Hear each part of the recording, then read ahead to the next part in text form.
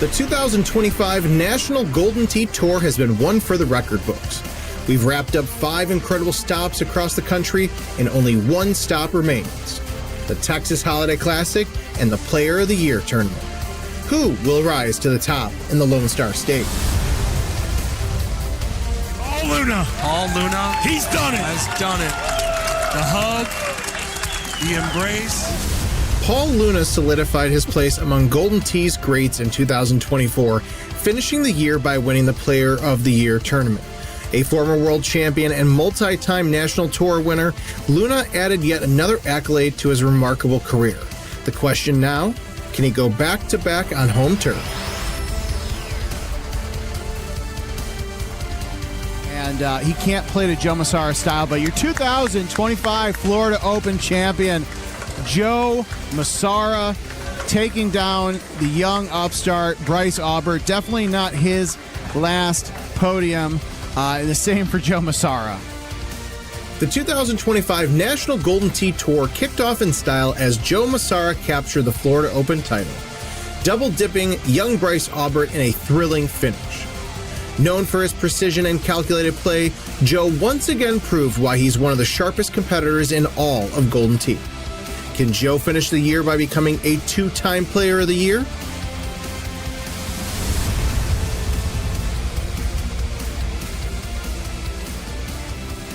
Your 2025 Wisconsin Open champion, Jeff Landon. Awesome matches. He's back.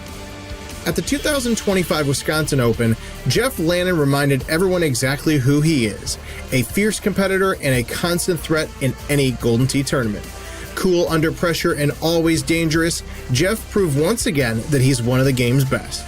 The question is, will he quietly fly under the radar and add Player of the Year to his impressive resume?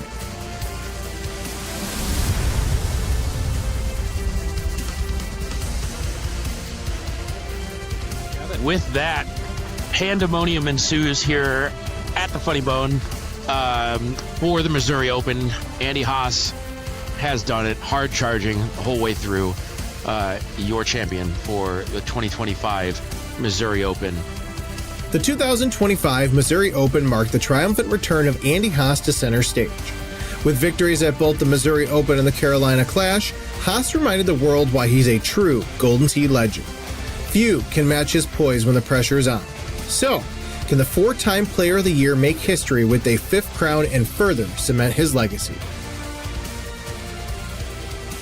Forward bounces. And once again, as you hear the crowd, Andy Haas playing a road game here at the Carolina Clash. Here it is! The hole! Andy Haas wins the 7th annual Carolina Clash on a hole out. It's a long putt, but I think he's capable. He's definitely capable, but what is going to happen here? Up 6, left 5. He pushes it, and he's done it! Barack Tamel wins Music City Madness Tournament, beating 2-time world champion Andy Haas. At the 2025 Music City Madness Open, Barack Tamel captured lightning in a bottle. His relentless dedication to mastering Golden Tee paid off in spectacular fashion as he defeated the great Andy Haas in the grand finals. A rising star with undeniable skill, Barack's climb to greatness is just getting started. The question is, how will he shine under the bright lights in Texas?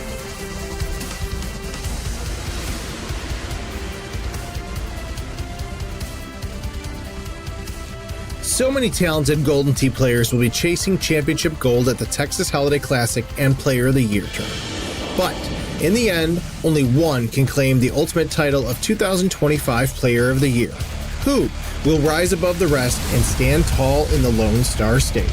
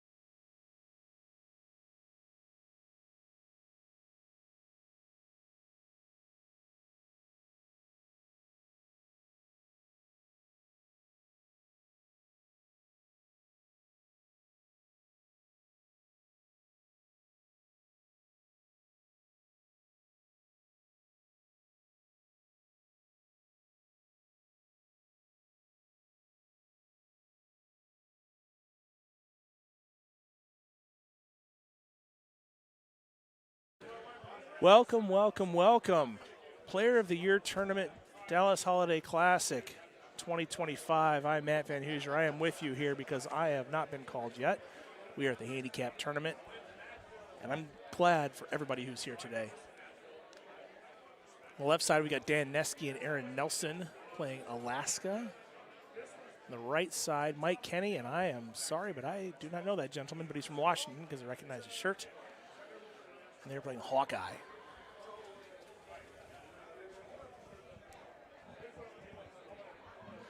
Didn't see the handicaps as we logged in here, so I'm not sure the splits. I would guess Neske Nelson is maybe call it 2 or 3. Guessing, and obviously since I don't know the gentleman on the right, I can't guess at that one. Even after that one with Mike up a stroke. Not much to be understood from that, but good shot by Aaron. Dan's gotten very good at the click chipping art, so we'll see if he can fire this over the top of the sand bunker and pick up a stroke here. Just to the right side. So no blood there.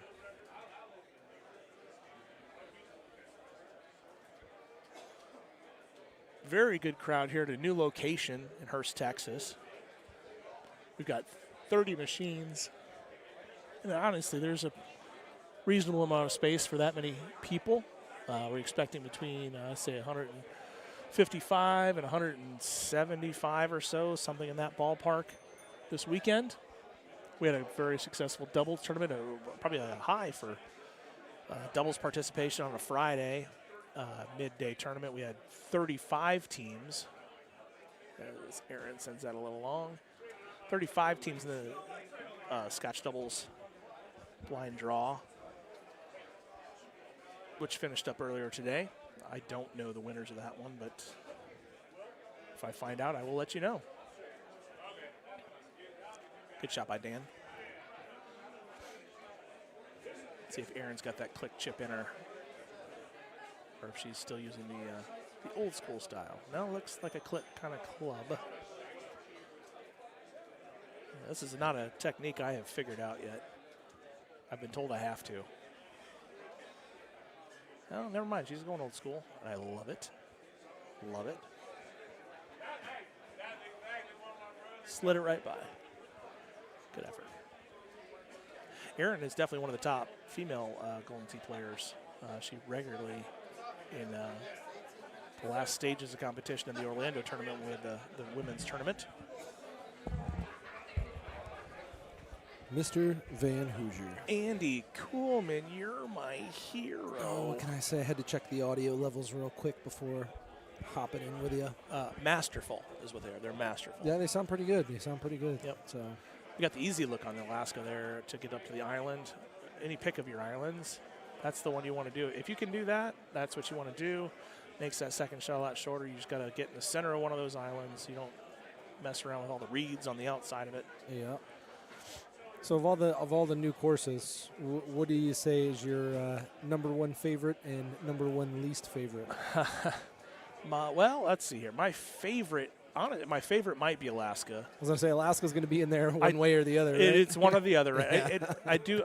So Alaska is probably my favorite because it is very much a challenge. I still play the full wind ball, so with as much breeze as you get on that course, that's a factor all the time. Sure. But it's I do like that one. I don't always play it well, but I do like it. I would say Gunnison's my least favorite, not because of the difficulty, but I just don't love the setup. Yeah. So, teach their own. Yeah. But that's probably my ranking on my favorite and least favorite. How about you? Have you run through any of them? Yeah, I have. I would say I like Gunnison, probably my least favorite for many reasons. I mean, it's really hard. It's really hard. It punishes you. It does. So I like Alaska for like the views, right? And like the challenge of some of the holes. Yep. And I think like Hawkeye is decent.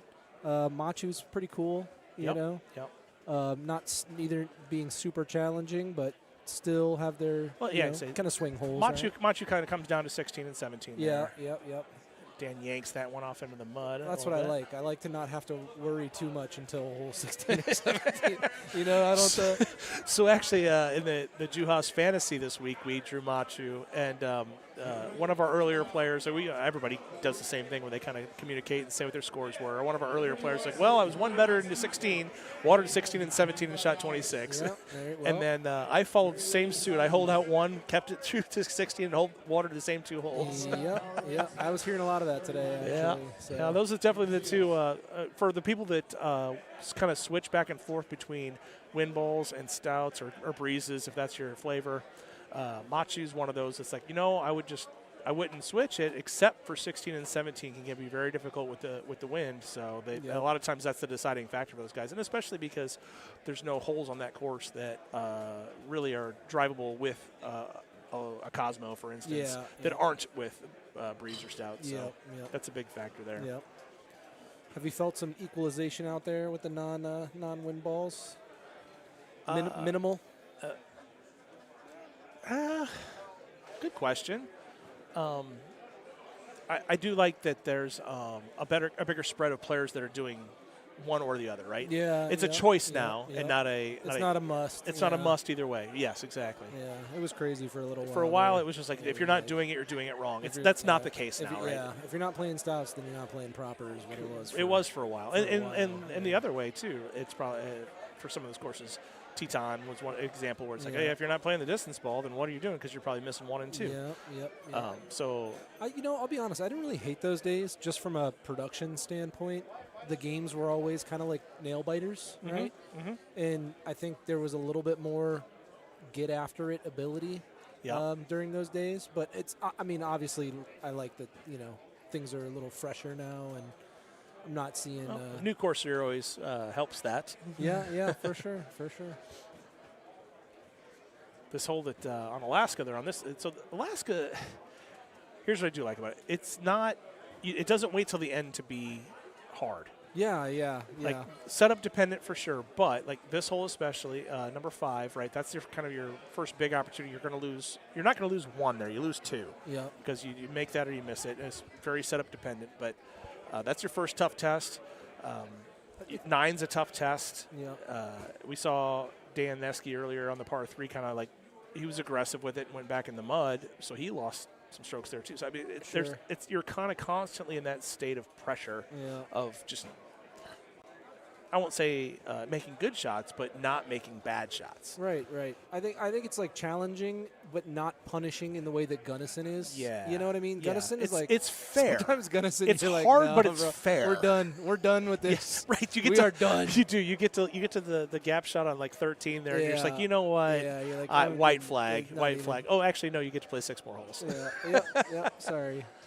Well, and mentally for me on that one, on Gunnison specifically, when I get to finishing 15, I look at my score. I do this all the time. I don't even mean to do it. I just do it. I look at my score and I go, okay, I have 5 left. That's kind of like general golden tee. You've probably got 2 eagles and a birdie left. Yeah. So that's 5 strokes. Yeah. On Gunnison, that's not necessarily true. Right. You got the eagle on 16. You got the birdie on 17. But 18, it's like, well, I don't know what I have left. Yeah. And so it's just it's just like a psychological thing where it's like I don't actually have 5 left. Right. But it's as people have seen from the leaderboards, it's definitely one of the more scoreable courses. Like there's 30s and 31s and 32s being shown on this course. Yeah, absolutely. If you can manage it and you can get through it, it will give you big scores. Yeah, as long as you don't choke those gap shots, it's just you can be all there's right. just so many chances to lose multiple strokes. Yeah, exactly. Very punishing is really what it comes down to. It really is. That's why I don't like it, because I get punished a lot.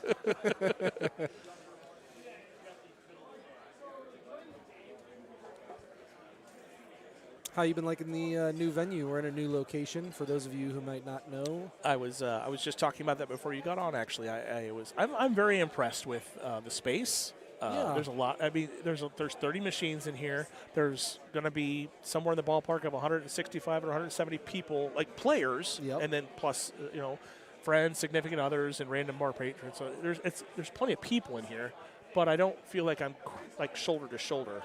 Yeah, it's spread out. It's spread out pretty well, right? Yep. It's there was definitely like the pits of the old location were like walking through that was you're only doing that when you're playing the game. Otherwise, you're not going into those. And Austin location was another one where it's like, okay, oh my gosh, it's just tight. Everything's tight. Yeah.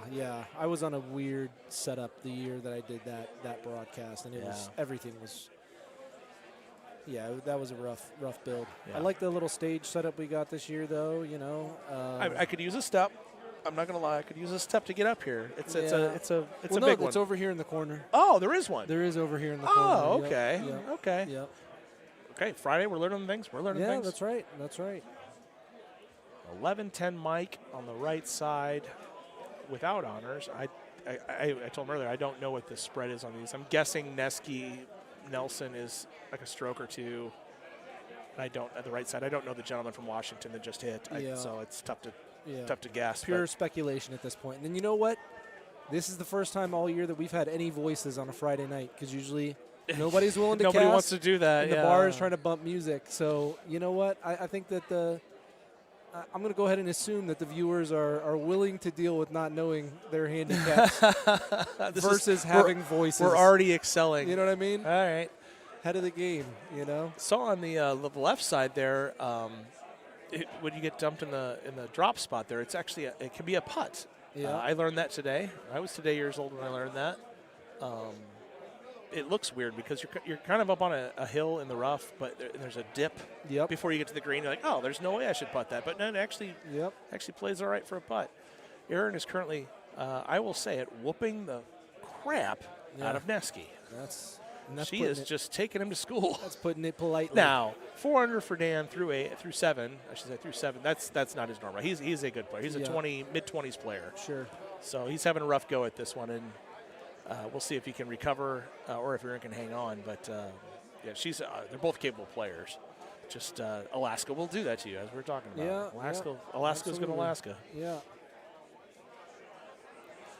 On the Tim Juhas online tournaments, the handicap version, Mike Green-Walsh and I made it to the King of the Hill finals.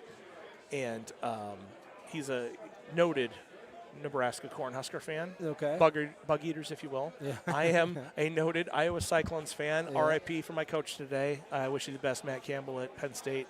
But we got to the finals of that thing, and we drew Hawkeye Hills. And so Mike immediately sent me a text. Goes, a Husker fan and a Cyclone fan playing Hawkeye Hills for the finals. This seems about apropos. Yeah, that's great. That's cool. I had a couple of choice words for Adam Kramer because I'm pretty sure that was all his fault as far as the naming of that one. He's a very loyal Hawkeye supporter. Yep. Yeah, as you can see, +7 for Dano, which I think puts them, let's see, maybe 12. So he's probably giving her 2. Yeah. Number 9, this was the second of the ones that I was kind of targeting as far as making sure, just the 2-stroke swingers on this one. This one's especially tough because if you do set it long from this look, you get the nasty drop on the far side of the water there behind some reeds. So which is not the place you want to be. No, that's ever. Instead of a 2-stroke penalty, it becomes a 3-stroke penalty. At least a 4-stroke if you play like me. Yeah, I'm happy with that. The tough part about it is you have to go backwards. You do it, but you don't really know how to mark yourself up for a distance to get back into the green again. Yeah. So you go back there, you have a shot, but what do you have? You don't don't know. So and it's definitely not worth practicing hitting it there to figure out how to properly do that. That's some skills you want to farm. That's definitely not one of them. You don't go dump the bucket of balls on that spot. Nope. You sure don't. Really good shot by Mike out of the corn there. Yeah, no corn on the right side. We'll keep a track on that one. Nice, Aaron. That'll hold. Yep, on the right side, that corn is not in play on this hole only, right? This hole only. Yep. Corn not in play until, right, if they decide to patch it, we'll let you know. Well, but we'll see. As of right now, not in play. Hit it out there, and then what's nice is out of that dirt, and this applies for the dirt on Machu Picchu as well, you do get some check. Some spin out of that dirt, so it's a controllable ball as long as you hit your line. You can't cut it, but you can. If you hit your line on a 180, you can play. Oh, Dano, yeah, Dano's just not having the day right now. Hey, at least he didn't go off the back like you said, right, so the reads aren't in play. He missed it on the correct side. That's if you're going to do that. That's the way to do it. Knowing your misses is an important skill as knowing your shots sometimes. Sure. This is a little tester putt right here. I mean, you know. I mean, it's 51 feet so it's not going to go off the back side, I don't think. But we'll see if she can get it high enough to get out of there. She's going to eye it up and make sure it's not like a little half hidden in there. A lot of players make these type of shots look automatic, but they really do. For someone like me, and great shot. Yeah, there you go, right there. Great Slice putt. that cup. Great putt. Making it look automatic. That's it could never be me. Not never. Well. No, not never. I don't believe that. All right. Well, fair. You know what? Thank you for believing in me, man. I do. I believe in you. Appreciate that. Mike. Oh, no. You hate to see it. That's 6 wood. No, it's 5 wood. Oh, you tried to cut it back in the wind there? Did. Yeah, he did, and he got punished for Just it, didn't quite get enough of it. Yep. He's hitting stouts, too. Kevin Lindsay making fun of my glasses look. That's what happens when you get old, Kev. I'll let you know in 12 years when you get your glasses. Yeah, right. I'm feeling the pangs of getting old. Are you? This. Yeah, I threw my back out for the first time ever. Oh, on that's Saturday. the worst.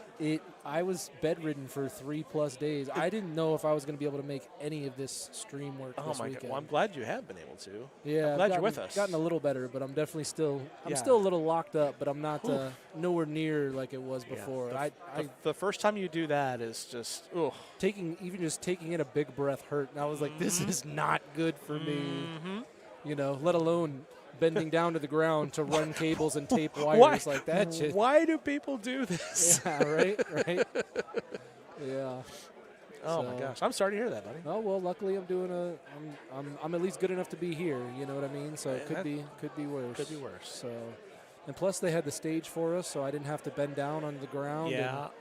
Run cables and tape wires, so that was cool. Well, and I would have assumed without the steps you would have been in trouble too. But yeah, I made the mistake of trying to step directly onto the stage and paid for it for a good 45 minutes.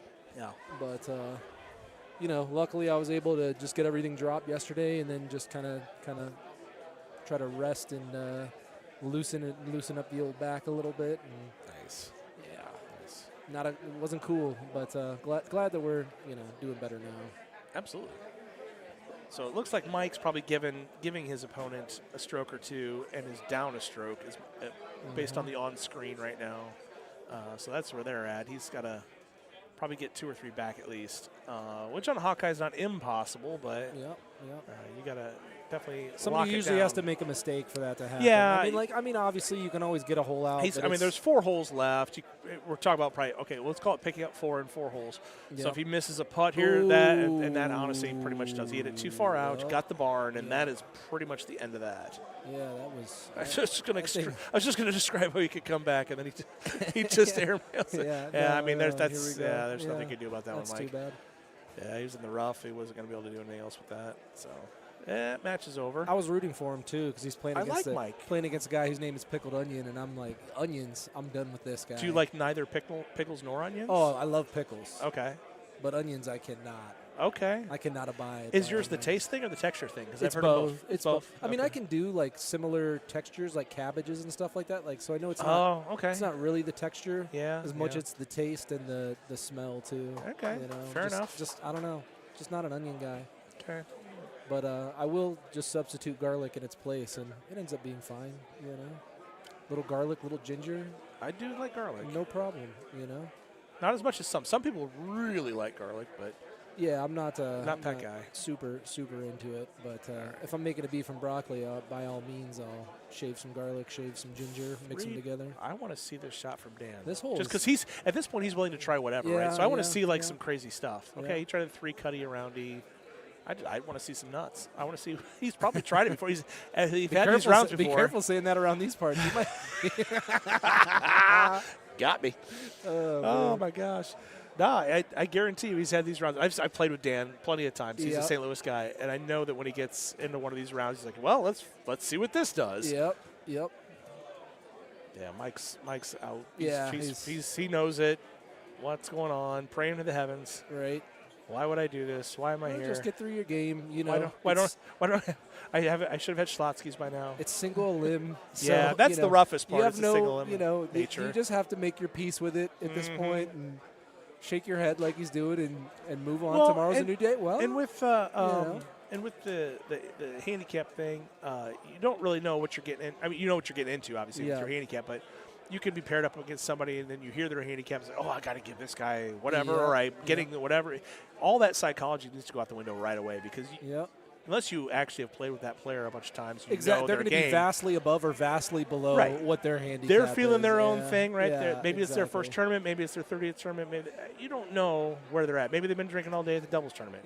Right? There's just so much variability there, so you can't judge how you're going to play on that. I think that's something, too. You kind of see that. You just go in there and play your own game for 16 holes and then figure it out from there. Yeah, and I think we see that a lot with, like, newer players who come to these events, and then they just sponge up all this information the first night. And then all of a sudden they're just naturally a 2 or 3 better. You know what I mean? Like, I see it all the time with guys who have never come to an event. And like, that's what people are – I see a lot of comments, too, of people being like, oh, I'm not good enough to come to an event. It's no. You're never going to be good enough to come to an event unless you actually come to an event. Correct. And, one, you got the great experience with the, Golden Tee community, which is great group of guys. And then, 2, like, I pretty much guarantee you will walk away multiple strokes better after the weekend. Like, it's there's no way around it. It's naturally going to happen. It's twofold. It's like you will gain strokes. You will gain strokes based on any course that you play with a bunch of people that are better than you, just by figuring out like where to go, like course management stuff. But then on an overall Golden Tee basis, it's like, oh, regardless of what course it is, this does this, this does this. If I do this, this happens. All those kinds of things. Like, oh, okay, so you gain those strokes as well, and it compounds. Yeah, and it's like a pressure cooker for your game as well. Like it can in a weekend with some of the best players out here can instill a lot of confidence in players who they go back home to the regular guys, and it's after rolling a few games with somebody like a Paul Taylor, even a Matt Van Hoosier. You know what I mean? Let's not threaten anybody with a good time. Stay right. Get down. What are your hopes for this weekend? Might I inquire? So interestingly enough, you did the interview with me after the Nashville win that I had last year for the Worlds. And I totally told you, I was like, hey, at the end of the year, I want to be in the big gun thing. This year, so I was not able to make a couple of tournaments that I'm normally able to make it to. So that kind of detracts from my points. So really, I'm behind the 8 ball this year as far as just points in general. So really, I'm just hoping for a good showing tomorrow. Nice. To get into. If I can get in the main, great. If I don't, okay, that's fine. But I just want to get a good showing on Saturday, not completely crap the bed, and then honestly win my 2 matches on Saturday night. That's the goal.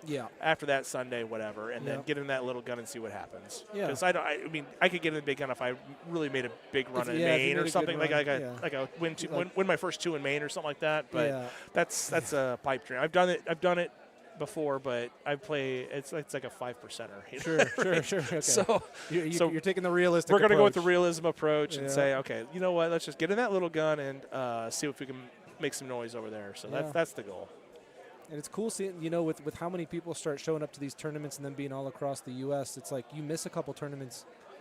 You start, unless you're getting like real top, unless you're a guy like Joe Massara who can show up to you show up and you podium, and your podium, you're in. You know what I mean? So he's somebody that he can do that, right? But a lot of people those are few and far between. You can't take Carolina off, you can't take Nashville off. Like that's just not really an option.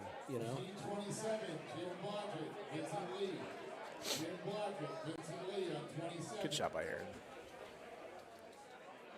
It's interesting seeing kind of Carolina develop after the past couple of years too, because the first year or so was kind of like, well, any half decent player who showed up was going to make a run in the main bracket potentially. And the thing with that one is it started as the COVID clash, right? It was in the middle of the COVID pandemic, and you could do things, you could not do things. It was players who were willing to come out and try to play during the pandemic. People who do the mask thing, risk it for the biscuit. All that stuff. And I was one of them. I'll be very honest. I was excited for it. And I'm glad that I did. I do like that location. I do like the tournament. It's a little tougher for me to get to. Sure. But I'm glad that I went, and you're right. It's kind of grown from there into more of. It's not just like the if I want some points, I can go there and get some easy points. It's like okay, yeah, it's not another. like that. It's Yeah. another one you have to go like if I'm going to get points, I got to go in there and I'm going to play some game. I got right. to have some game to compete there. Yep. Especially, the other thing I love about it is it's the first one after the new course release. I've always loved that tournament. Whatever tournament that was, it was Richmond for a long time. Yep, Carolina now. Yep. I love that time of year when it's fresh and it's not everybody knows what's going on. Right? A lot of repetition has been taken out of the factor. Correct. Right. Yeah. There's a lot of crazy. You're gonna learn new stuff. Exactly that. You just talked about new players coming to a tournament and learning course management, learning shots. New players. I'm not a new player, right? But a new to the course year player like me, who hasn't maybe done it as much as somebody, I'll go there and I'm like, I want to go there and let me see what y'all are doing. Yeah. Because I have my scope of what I think the hole lays out as. Right. But here, tell me what you're doing. Tell me what you're doing. Show me what you're doing. So, yeah, I'm a sponge at those tournaments for sure. Yeah, it's cool too. And I can't lie, Carolina holds a very soft spot in my heart because we do the speed run stuff every year. Oh yeah, and that's your baby. That is my That's baby. the baby. That is my baby. That's super fun. I'm glad you guys have started it on that. That's really fun. I'm glad, man. It's been a cool thing, and I think it's people don't know what to expect, and then when they watch it, or if you're lucky enough to be at Worlds and kind of sit there in the crowd while it's going on with everybody counting in together, everybody cheering, it can get pretty hype, So my good fun quick story. One of my college not roommates, but he lived in my dorm floor. This guy Craig. We kept in touch over the years, but I have not seen him since I graduated college in 2002. He graduated before me, actually, so probably 2001. Yeah. But he saw my post about Worlds, and he just happened to be in Vegas for work. Oh, okay. And so he sent me a message. He said, hey, saw you were in Vegas. I'm in Vegas. Right. You want to hang out? I said, yeah, we're doing this. Come on by. Come on by. Come by the green room, and we'll check it out. He came during the speedrun tournament, which was great because I wasn't in it. I didn't try to be in it. I'm not a fast player at all. That's not my jam. But he got to come up, and we got to just basically talk and catch up while the speed tournament was happening. So he had plenty of questions because he's the same sort of thing. He's a sponge, and so he's asked, well, what's this? What's that? Why are they doing this? And it was really cool for a complete, absolute know nothing about Golden Tee other than. When we were in college, he knew that I played it in college a little bit. Right. At the bar, when we would go. And he said, okay, I remember you playing this 20 whatever years ago, and this is what it's become. Tell me what's going on. So it was really cool to see a complete outsider completely latching on and being like, okay, go, tell me. Yeah. And that's what's kind of cool about the speed run stuff as well, is that you don't have to know anything about Golden Tee. You know what I mean? Yeah. You can literally just watch the timer and see what hole they're on to see who's just go winning. fast. You know what I mean? So. It's just like any other. A lot of the speed run things that people will watch online. It's like, okay, I get it. I don't know this game. Whatever game it is, I don't know DuckTales or whatever they're playing. But, right. But I know they want to go fast. Yeah, some old retro Battletoads. Right. Game, Exactly. Well, you'll see here if you're fighting the boss on the 5th level. If you make sure to hit left instead of right when you're supposed to hit right, then it'll glitch and you'll do this and it'll go fast. You do a double backflip through the wall and then can skip half the level, saving 47.6 seconds. Right. Calm down, bro. They've got the timer sitting there. You get super ticked off when it doesn't hit and they start over. It's oddly engaging. Yeah, exactly. For something that you would think would be very repetitive, right? Yeah. But the subtle nuances start coming in there, and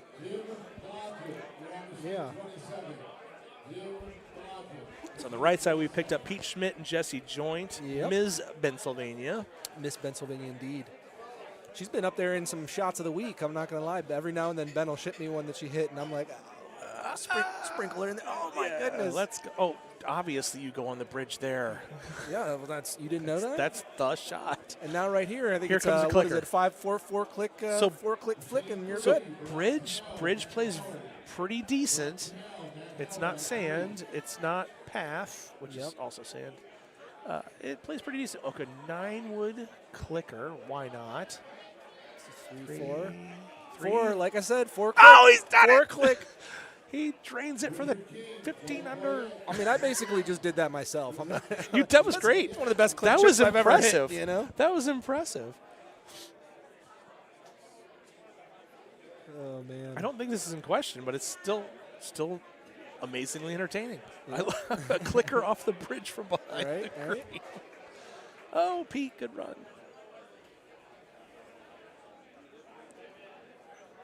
Pete had his food brought to him earlier today, and the person bringing the food wanted to be very phonetic, I guess, and so it was Pete's committed. Oh yeah. Why would you? We all looked around and Like, no. well, that can't be right. There's no way. You're not serious. It's committed. Come on.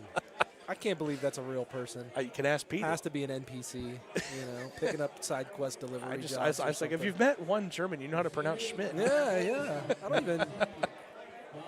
Just one Just German. one. That's it.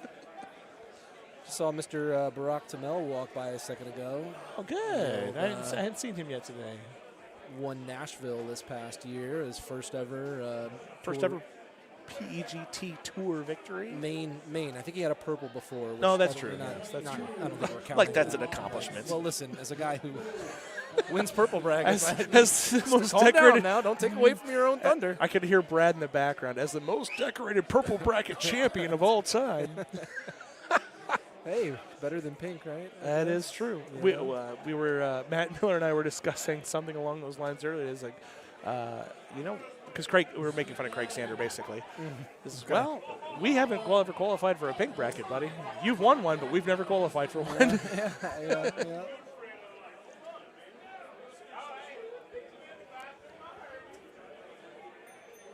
And I think, in the past 6 years I've been on the tour, I think the pink bracket and especially the purple bracket, right? Those two brackets have become so different than what they used to. Like, I agree. You used to just show up and if you didn't fall asleep, like, congratulations, you made the purple. Yep. You know what I mean? If you Well, for a long time, we didn't have enough people to make a pink bracket. Right, It was purple right. was just where you Yeah, were. Yep. You could fall asleep and make the purple. Yeah, facts. So, no, I think Andy Haas fell asleep one time and made the gold. No, so that's that was, also true. But he's pretty good. Yeah, he's not bad. Jesse, what are you doing there on hole 2? Grabbed a tree earlier, I guess. Yeah, she doesn't know either. She's like, what am I doing? What am I doing here? So what would be nice is if she could kind of try to cut this a little bit and let it roll down that hill, or if she could play right side that she's trying to look at and let it come around with the wind. But I think the hill bounce, if you let it short and come down the rocks there, might be your only chance of getting on the green there. Yep.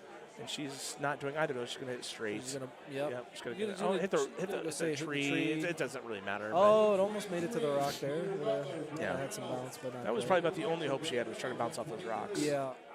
Green side. Which is easy. It's easy to say. Oh, it was not simple to do. Not simple. No. I mean, and even if you bounce it off the rocks, like, is it going in the right direction? Well, that depends on the texture of the piece of rock that you happen to hit. Yeah.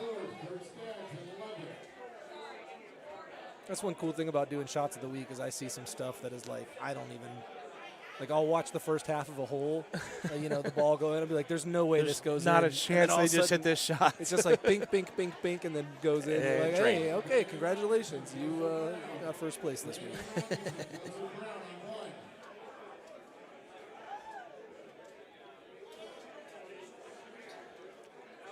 I always crack up when I see Pete playing with the double glove. It's like hey, you know what? It works for him. I'm not. It's a feel thing, right? I'm not disparaging.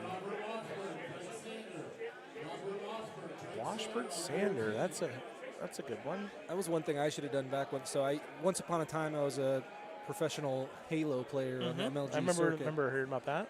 And I used to keep basically like a bar towel on my lap, and every time I would die, I would wipe my hands on the towel because they would be so sweaty that like the controller would slip out of my hands almost while I was playing. And half of it was nerves, and the other half of it is I'm just kind of naturally a sweaty beast. Hey, you're a Danny boy. So yeah. Clammy hands. So. Yep, that's me. You know what? All right. Evan says I'm going to go play. All right. Well, thank you guys for joining us. Matt, it was a pleasure. Pleasure as Shooting always. the breeze with you. We will see you guys many times this weekend. Will. Thank you guys for joining us. Enjoy the weekend, everybody. I'll potentially get some fresh bodies in here, but no promises. It's Friday night. Usually nobody's willing to hop in the old booth there, but we'll see. Thanks again for joining us, and enjoy the handicap tournament. John Whalen, Chris Tilt. John Whalen, Chris Tilt on 20.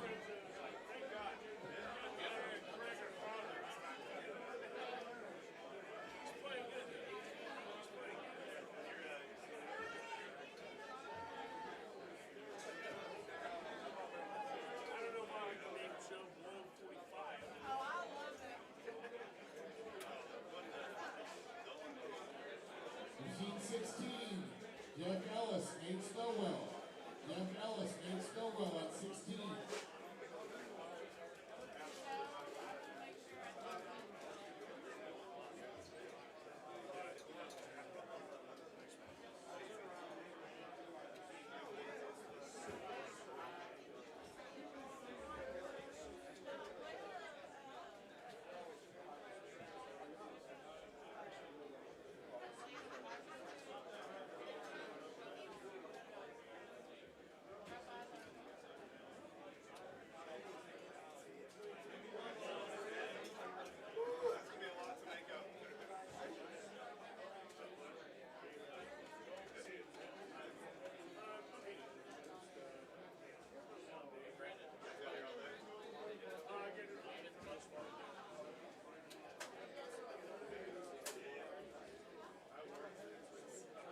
Machine 17, Bryce Aubert, Tracy Lockhart. Bryce Aubert, Tracy Lockhart on 17.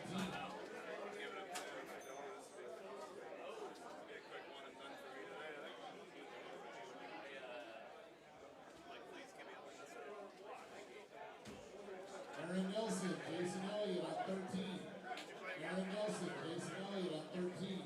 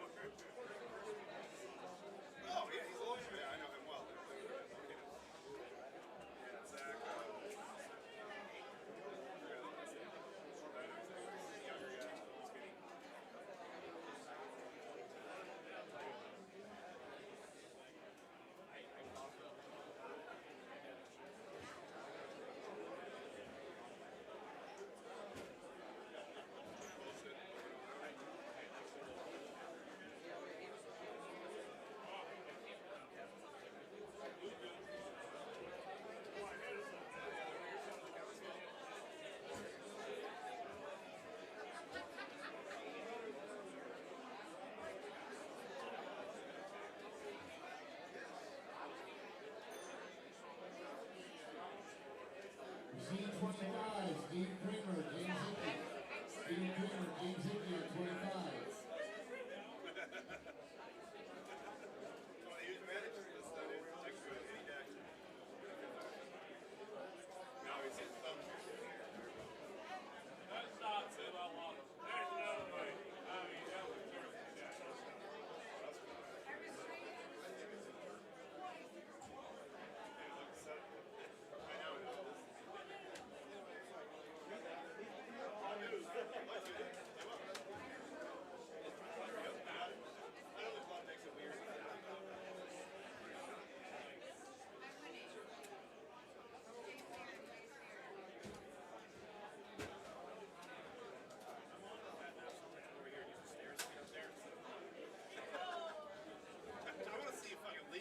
Mark Sears, Todd Oglesby.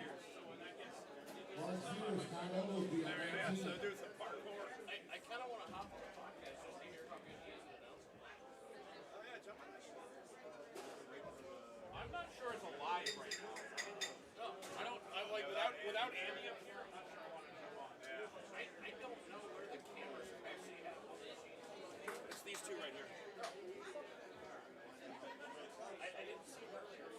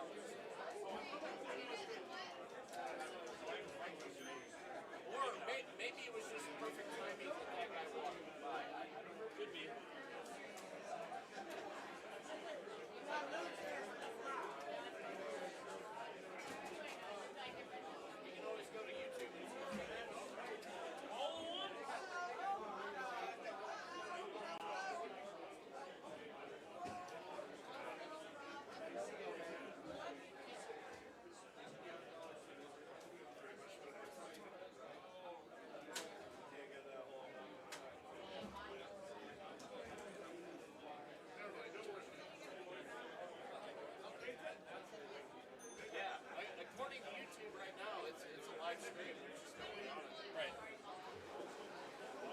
right, well, I'll put a headset on and ask the chat if I'm talking to myself. Oh, they don't have the video mixer this time of year.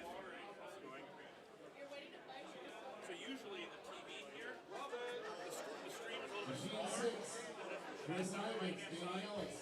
And all Chris the Ivins, other Danny cameras Ellis are on 6. across the bottom, so you can preview it all and you can read chat. They don't have that this time, so bummer.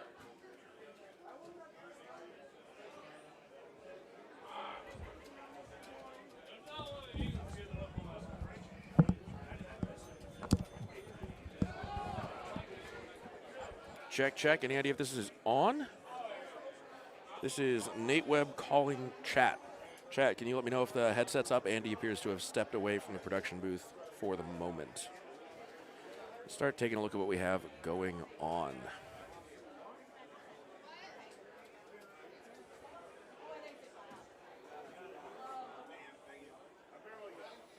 Copy that we have a bit of a stream delay, so I'll stand by waiting to see if somebody can confirm that we are pushing audio from this headset or whether or not I'm just a crazy person talking to myself.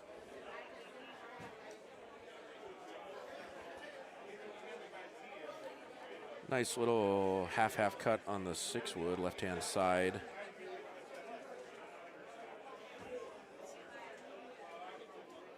For me, especially with this slightly farther back tee box and the right to left wind, this is just a high 8-wood or 9-wood all day into number 2 here on Acoma. Headset is on. Appreciate that. Got the confirmation. This is Nate Webb, 4-beer minimum. Just played 7 hours of doubles. Very long day. And then my handicap tournament appearance lasted about 25 minutes. You want to let chat know who you are and how your day's been going? Oh, this is Ryan Driscoll here, and my day was similar to his, except not so long in the doubles. Very cool. All right, so what do we have going on? We have someone who's usually actually in chat, Miss Jessie Joint, playing as Miss Pennsylvania here on hole 7. Trying to make the most of this par 3. Looks like a stout player. Gonna have to hit this a little bit right just to get it online. Otherwise, the wind's gonna do a little bit too much. Well, maybe not with the 6-iron actually. Yeah, a little bit left, but a nice soft shot. Wind isn't gonna do much to it.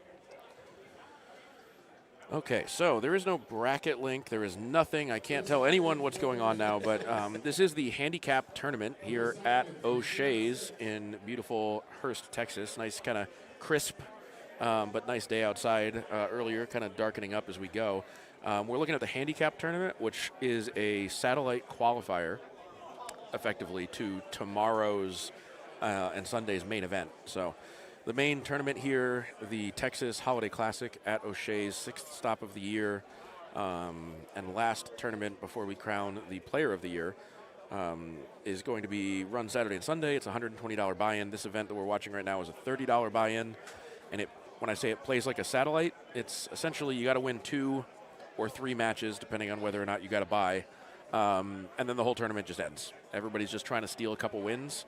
And turn their $30 into $120, and then play tomorrow's qualifier into Sunday's tournament as a bit of a free roll.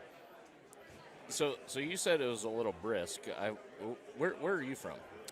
Well, see, I'm playing to the crowd. I am from Boston, Massachusetts, so it was balmy outside. It was a veritably sweltering 57 degrees or something like that, or 52 degrees, but it was 7 when I left home yesterday and started driving here, so I'm ready to go to shorts. Oh, dear. Certainly nice, warm, and cozy here in O'Shea's.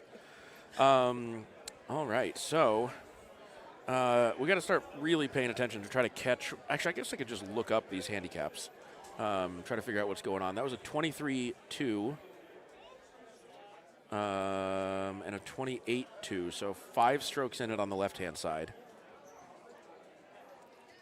5 to give. You know, when you're the higher handicap player, you really don't want to see that magical carousel land on Acoma. It is very susceptible to your opponent just playing some follow the leader. Absolutely. So Brandon Robinson just ran into that. He spun the ball and it landed on Comey, and he goes, "Okay, great." Yep. I'm giving 10 on the scores. We know what's happening. My buddy One Ball Paul was on one of the non-stream machines. The person he was playing didn't even have a player name. They were just first name and initial. He was 20 strokes up through 17 or through 16, but I'm just not even sure that's enough. I have no idea. That person might be a 0 handicap. So, well, you've also got Burnsy that's still Brian B from back in the day. Fair. Okay, so this hole over here on the right on Hawkeye, I don't know what it is. It just eats me up, and it's not that hard. Are you playing Stouts or Cosmos on this one? Cosmos. Yeah, so I mean the biggest thing to know is that just don't get close to the corn, right? If you hang back about where he is right now, you don't have to be accurate in the middle of the fairway. I was referring to the last one. Okay, gotcha. I was like, I don't think you should be having trouble with this number 9. This one, when I screw it up, I should just quit. Copy. Yeah, that would be a sign that you're having a pretty bad day. Jesse pokes one out there as well. I think also well behind the corn, going to have interesting options there. I believe she's likely playing Stouts, so coming in from something like 330 yards, it's going to be a 8.5, but maybe 10.5 with that tailwind. Get a better landing angle. With wind and distance, this isn't too bad of a hole. Yeah, Cosmos here, this would be a medium 3-wood for me. But he's going to hit it a little bit softer with the 10.5. Get down, yeah, and that is the risk. Just goes to the back fringe. So I believe Jesse is around a 17 handicap, unless that has changed over the course of the day. And let's see.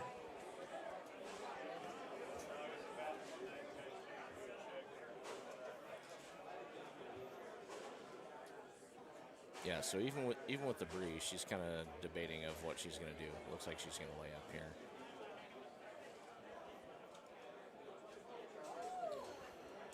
All right, so Jason Elliott bringing in the hole-in-one. There's not much you can do to make your opponent miss, but you can always find strokes the old-fashioned way by holing out. Absolutely.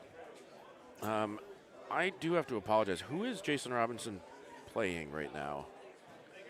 Nell's star wife. Let's do a quick look-up.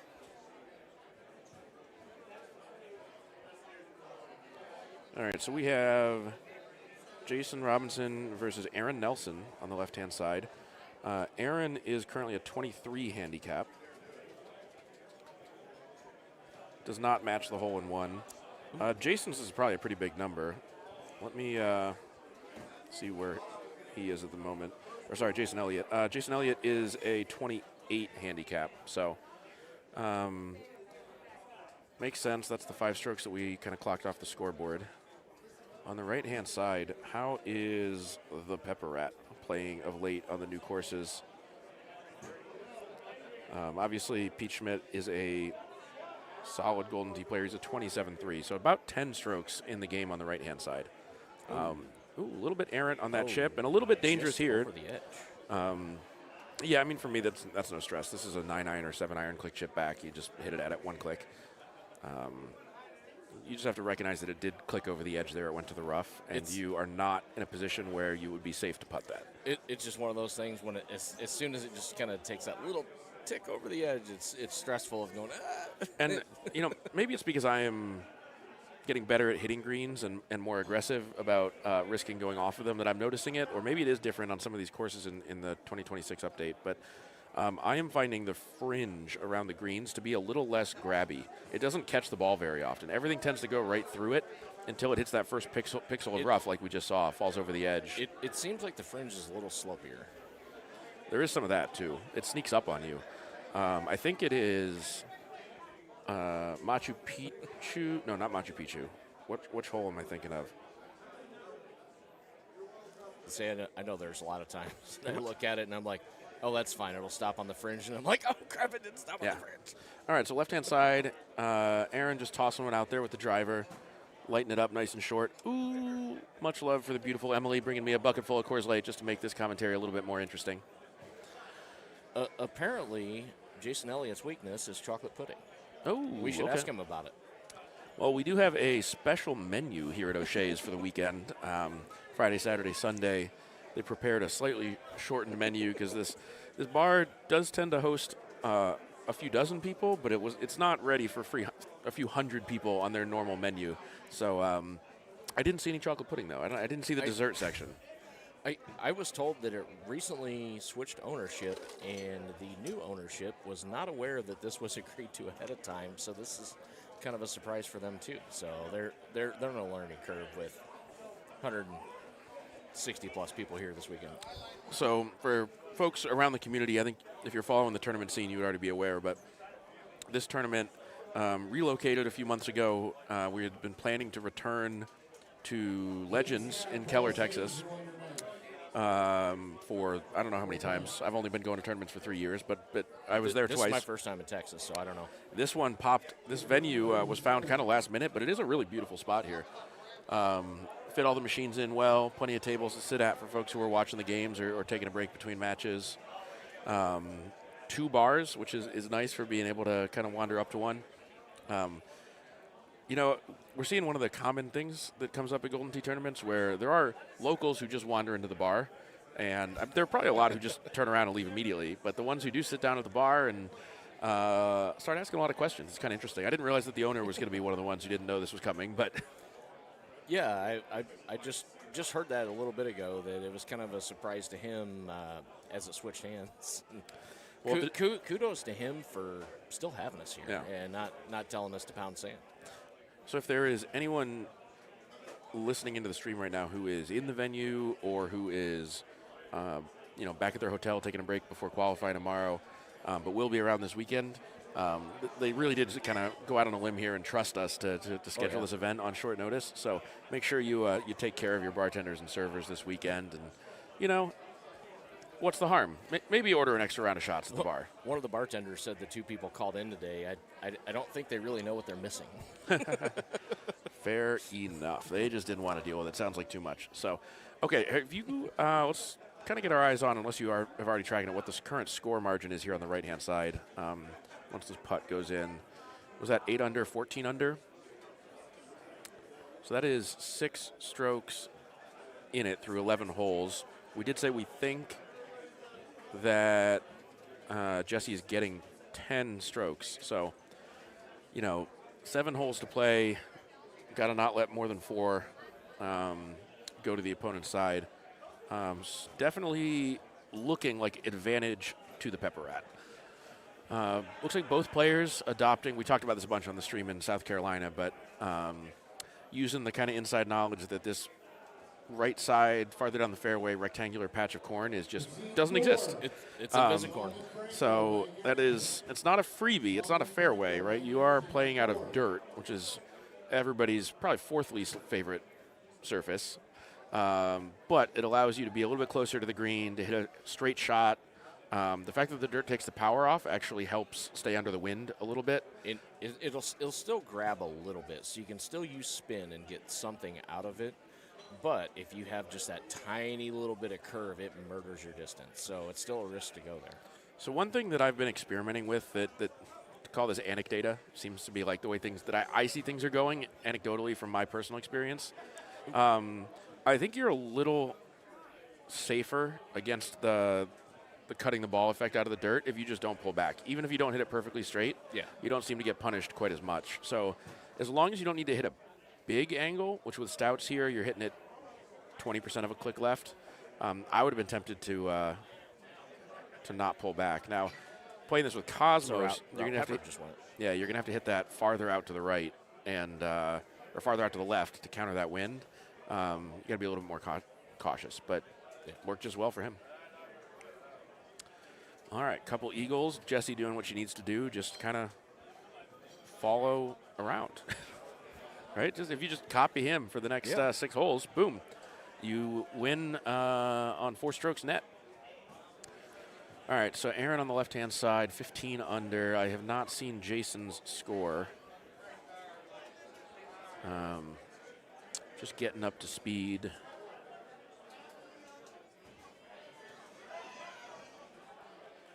Nice shot there. This hole on the right-hand side of your screen here, number 13 on Hawkeye Hills, can be an incredibly challenging hole, frankly, depending on the pin position, and especially when you bring a crosswind into play. Oh, yeah. I absolutely hate the 6-wood. Like, it's one of my nemesis, and I build a bag without it. And every hole but this, I'm so happy with my bag, and then I'm just like, oh, crap, I need a 6. So when you don't have to, ooh, so Jason misses the chip there. Goes to 16 under on the birdie for the eagle hole. Oh, wait. So he's 1 stroke up, and I think we said he's given about 5, so he's got to find 4 strokes here in the last 8 holes. Jesse is safe. So that back right-hand side of that green is not quite as steep as most of the other perimeters, talking about the right-hand side here. You can miss that way a little bit, and it'll often hold up in the rough as long as you're not coming in too hot. Going to be an interesting chip from there. This hole on the left is interesting because depending on the wind depends on whether I hit it in the sand around this mound or whether I hit it in the fairway. Right. So, yeah, I recently, just to kind of simplify things, I've been hitting what it appears Aaron's setting up to hit, which is just high 3-wood. I don't hit it full or anything. I hit it straight over the hill. Just mash it out there. Hit this one a little bit right. Yeah, you just want to avoid the slope to the left. And if you've got a tailwind, the 3-wood can get out near those bushes to the right. You just want to split the difference. The other advice I would give on hitting that shot over that hill was I typically hit it with bite.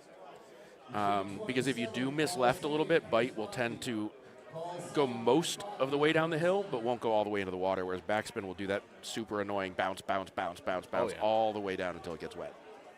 And even if you screw up, if you have bite, it'll dribble down the hill and usually stop on it, but if you have backspin, it will do that bounce and kick all the way down.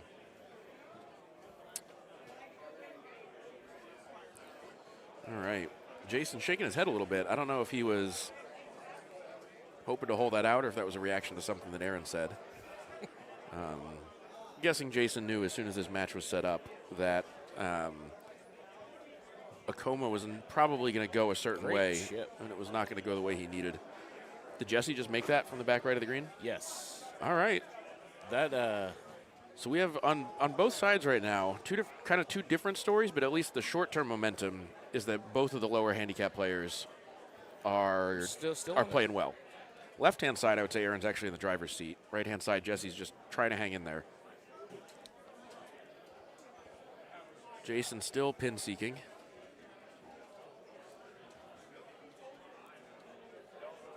Yeah, this is actually a pretty good setup on a Hawkeye if you're using wind. Oh, yeah. Yeah, none of that lower tier 17 miles an hour left or right or whatever. When it's in your face and and the pin's on the bottom, it can get a little sketchy. Yeah, sometimes, especially with Cosmos, you got to be careful on the spin, and sometimes no spin is the answer, right? Bite is going to rip way too hard. Or oftentimes it's clubbing up low tee and thumbing or something like that to try to prevent it from coming back too hard when you do want to still use the bite. All right, 2 balls on the green there. Interesting setup on the left-hand side here on number 12. Like, it's a pretty easy shot, all things considered. You're just going to have to hit this a little bit right with Cosmos, or almost straight, honestly, if you're low-teeing and hitting soft on a 5 hybrid. It's one of those weird holes where it's not that bad, but it's really easy to screw up to. Yep. Like, you can just go from one machine where the deck's a little slick to one that's a little stickier, and all of a sudden you get that extra 5 miles an hour, and all of a sudden, or vice versa. So let's talk a little bit about what's going on the right-hand side. All right, so hole 15, man, there are about 9 different ways to skin this cat on the right-hand side of your screen here, right? You can go hit a cut around from the right. You can hit a cut from the left. You can go over the trees on certain looks. I carry a 2-iron for hole 18 on this course, and you can sometimes hit it under the trees here, just kind of like next to that left barn. Yeah. To take a more direct line to the hole and try to avoid the wind ripping you too far. Be curious to see what they choose to go for here. On this hole, I've hit anything from a 9-wood to a 2-iron. The 9-wood is usually kind of over the left side. Pete hung this out to the right a little bit. Okay, he did find the green. If that had caught rough or fringe first, as right and as deep as it was, that was going straight in the water. That's where I generally go, and it's usually a low 5 or a low 3, kind of depending on the setup and a little bit of a cut. But every once in a while, you have that where you can go straight over the trees with a 8 or 9 wood, and then sometimes it's depending on the wind, it's better off to bend it around the left side of the barn. So I do like Pete's use of kind of a longer club, hitting it soft, going with the low tee there, doing everything you can to minimize how much right to left speed the ball picks up from that wind as it's in flight. So that when you do catch the green, your backspin has a good chance of pulling up a little bit and isn't going to be going entirely over to the left and just ripping across the green like it would if you hit a bigger cut with a 6-wood or something like that. All right, so Jessie, safe distance in that if she had missed it right, which she did, right? Yeah. You're not in the water, and if you're on the green, you're right by the pin. So I really like the distance control there. A bit of a chip. We already saw 1 or 2 holes ago, right? Jessie's got a mean ability to go after these click chips. So let's see if we can get another one here. Wow. Great chip. I got to be honest, Jessie does not click chip like a 17 handicap. There are a lot of 28 handicaps in this room who would not have made that chip. I haven't figured it out. I defaulted to the chip wedge. If it's within 70 yards, I'll figure it out with that club. Oh, the C wedge? Oh, yeah. I'm curious to see how many people are using it. If you are a fan of having that in your bag, I would try to watch Paul Taylor play some Golden Tee this weekend. 4 of the 5 courses, if they get the right setup, you have the potential to chip in with that. Oh, yeah. And, of course, the people click chipping, that brings more into... So around the green, I played Paul Taylor twice today in doubles. So him and his partner, but they were using Paul's bag. And he was hitting a lot of flop chip wedges, putting it on flop and just hitting it from like 30, 35 yards is a nice little way to just toss it on the green. I do that a lot just to cut down on the distance. If I've got one that's 45, 50 yards, I'll hit flop just to cut down that distance. I think, Paul Same and I have been saying it for about a year at this point, but at some point when we get home from a tournament, go back to the Causeway and try to play some practice games, we got to get that C wedge in the bag and just see what it's all about. It may be for us, it may not be for us, but you don't know until you try to give it a shot and see how it plays. It was a weird club that took me a while to dial in, but now that I have the feel for it, I like it because I used to chip with a 6-iron if I wanted to keep something low and run at something. And when I switched to the C wedge, it keeps from having that 1 or 2 extra clicks by accident where you yeet it into outer space. There is that. Yeah, so one of the things that frustrates click chipping a little bit is that the way that the Golden Tee game understands the distance of a backswing and how it converts that to a speed is not particularly intuitive. If you do 4 clicks, 5 clicks, 6 clicks, you get a pretty linear experience of how many yards you gain per click. As soon as you get up into like the 8, 9, 10 range, all of a sudden your click chip might register 74 miles an hour, and then it's going to go the full distance of the club. Oh, yeah. Right? So you hit, 11 clicks back on your pitching wedge. In your head, that was going to go about 45 yards, whatever. And then all of a sudden, it goes 85, and it doesn't make any sense. So I generally try to keep my click chips under about 7 clicks if I can. Usually, you can just go to a longer club and do less clicks, but there are situations where you're going to an elevated green or something like that, and you got to make a different choice. All right, so over here on the right side, that was something different that I hadn't seen on this one. I didn't realize you could go across to the left side. I always lay it up short in that first fairway. So I would say I go across to the left-hand side on that hole about 80% of the time. As long as you stay left, 8-wood, 6-wood, even with a big headwind, 5-wood will go up and over that hill, and will get you you're shooting into the green. Anytime that pin is on the back left from like the perspective of the tee box, and there's no right to left wind to help bring you over there, there's just really no way to get to that from the fairway without making up some kind of cut that's just a little bit less precise. Yeah. But you go all the way down that left fairway, and you can just throw a 6-wood or a 9-wood with backspin, or an 8-wood if that's what you have in your bag, up onto the green and pull it back to the pin. So. And if you've never come to one of these tournaments, you definitely need to check one out. It does not matter your skill level. You will learn so much by just watching other people. Because I play 50 to 100 games a month, and I never go to that Jason! side. I just saw him do something cool. Double eagle, 158, 158 yards coming in there. He has stretched this margin out to 4 with him being in the hole, but obviously there's an eagle putt here. If Aaron can get this, it'll be 2 strokes. 2 strokes in it. Good putt.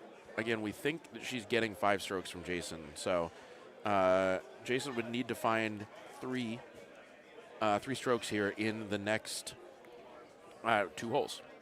So going to be tough. That's real tough on a Como. He was hoping for a big headwind look here, where it's possible to make a big mistake and then make a big mistake on the chip.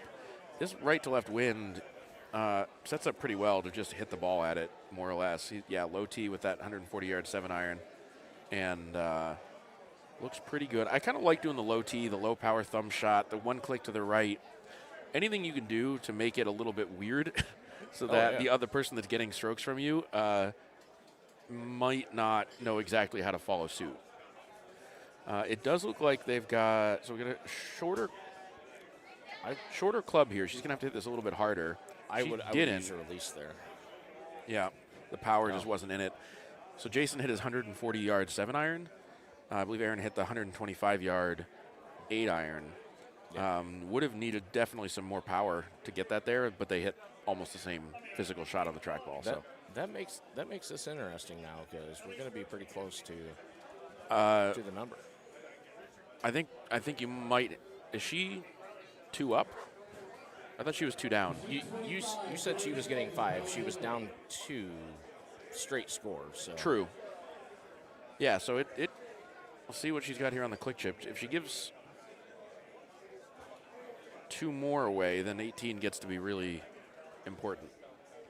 18 on a Como, not particularly challenging in most cases, but you get like a 16-mile-an-hour left to right wind. You put the pin on that front right. It can get really interesting. It's easy to get a little comfortable with it. One of the most interesting holes in Golden Tee here on the right-hand side, number 18 on Hawkeye Hills. You can go around from the left. You can go around from the right. You can end up in the corner and lose 7 strokes. Like it's all up to you. The fun shot here is usually, depending on distance, a 2-iron or a low-teed 10.5 driver, something along those lines from the right with a big full that skips across the water. I've been using, I recently tried the 3-wood, and the 3-wood low tee, if you hit it right, will skip. And that's a little better distance than the 10.5, because usually the 10.5 will go long, but at least you're dry and safe. Ooh, okay, so he is going to be really hoping that one stalk of corn disappears. I didn't see what his score was at. I didn't either. Jessie's been playing reasonably clean. She had those 4 strokes left to give away. If she gets a birdie here and shoots a 17, he would need a 27 or 28 to beat her, and I don't think he's clean. I don't think so. So, and she's playing the nice layup shot, just taking the birdie. Okay, so she knows the score line a lot better than we do. Doesn't need to go for the hero play. I would probably have laid up the other way, personally. I think I would have gone to the right to have all that green for the right to left wind that you would have to bring it across towards the hole. Nothing wrong with this one. With breeze, though, this is... True, actually. There's almost no wind bad. here. So there's 5.5 wind in your face. Yeah, you just hit it like a quarter click left with bite, and you just put it in the hole. 5 hybrid. I think the 5 hybrid's beautiful. Yeah, because you with just a little bite. You don't have to hit it as hard, so you're not going to get all that wind. 8-wood is... She's using the 8-wood. She needs backswing. Or to hit it... And hit it soft. Hit it like 78.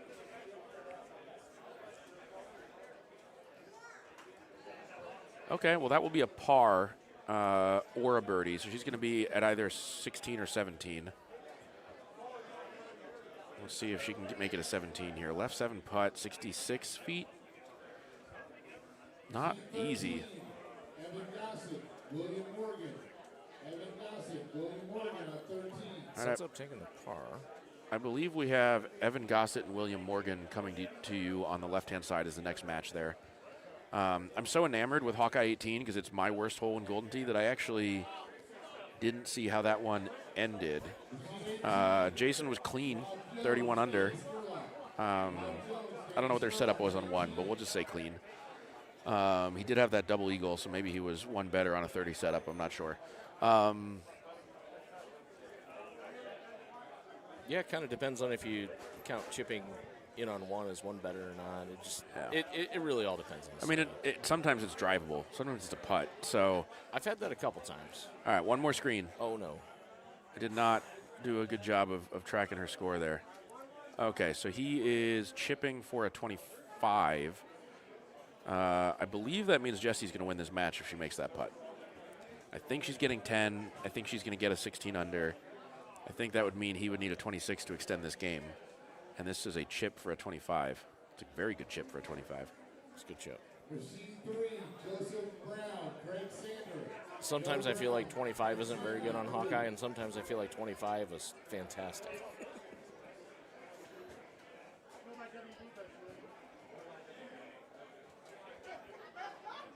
Yeah, so if that number was 10, then she snuck through it. It looks that way. They're doing some calculations. I can see the smoke coming out of the ears. Or they're just kind of debriefing the round. They're trying to figure out who won. Oh, no, they're just having a good laugh. Handicap tournaments on Friday night here, always a good time. Everybody's here just to have a good time. It's a bit of a kind of, stress release valve the night before the real hard work starts. They're having a hard time finding a course. They kept landing on random round, PGA. So we will be coming live with the stream going up tomorrow. I would imagine it's going to be around about 12:30 by the time we wrap up Calcutta, assign machines, and get people to start playing some qualifying matches.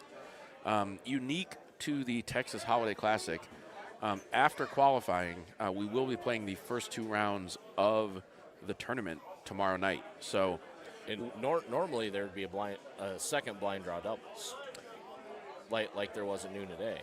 So most places they have time and they'll try to squeeze that in. I will say if the Saturday night blind draw doubles is the draw that is bringing you to a tournament, be prepared, be ready for a possible disappointment, because often qualifying does run long enough that event sometimes gets scratched. But we will have match play. Everybody's going to play 2 games of their Texas Holiday Classic tournament tomorrow night. No idea when we're going to transition from qualifying to match play, but there's a world where we're going to have the stream live for you going into the definitely the small hours of the morning on the East Coast side. Hopefully not the small hours of the morning here in Hurst, Texas. Okay, so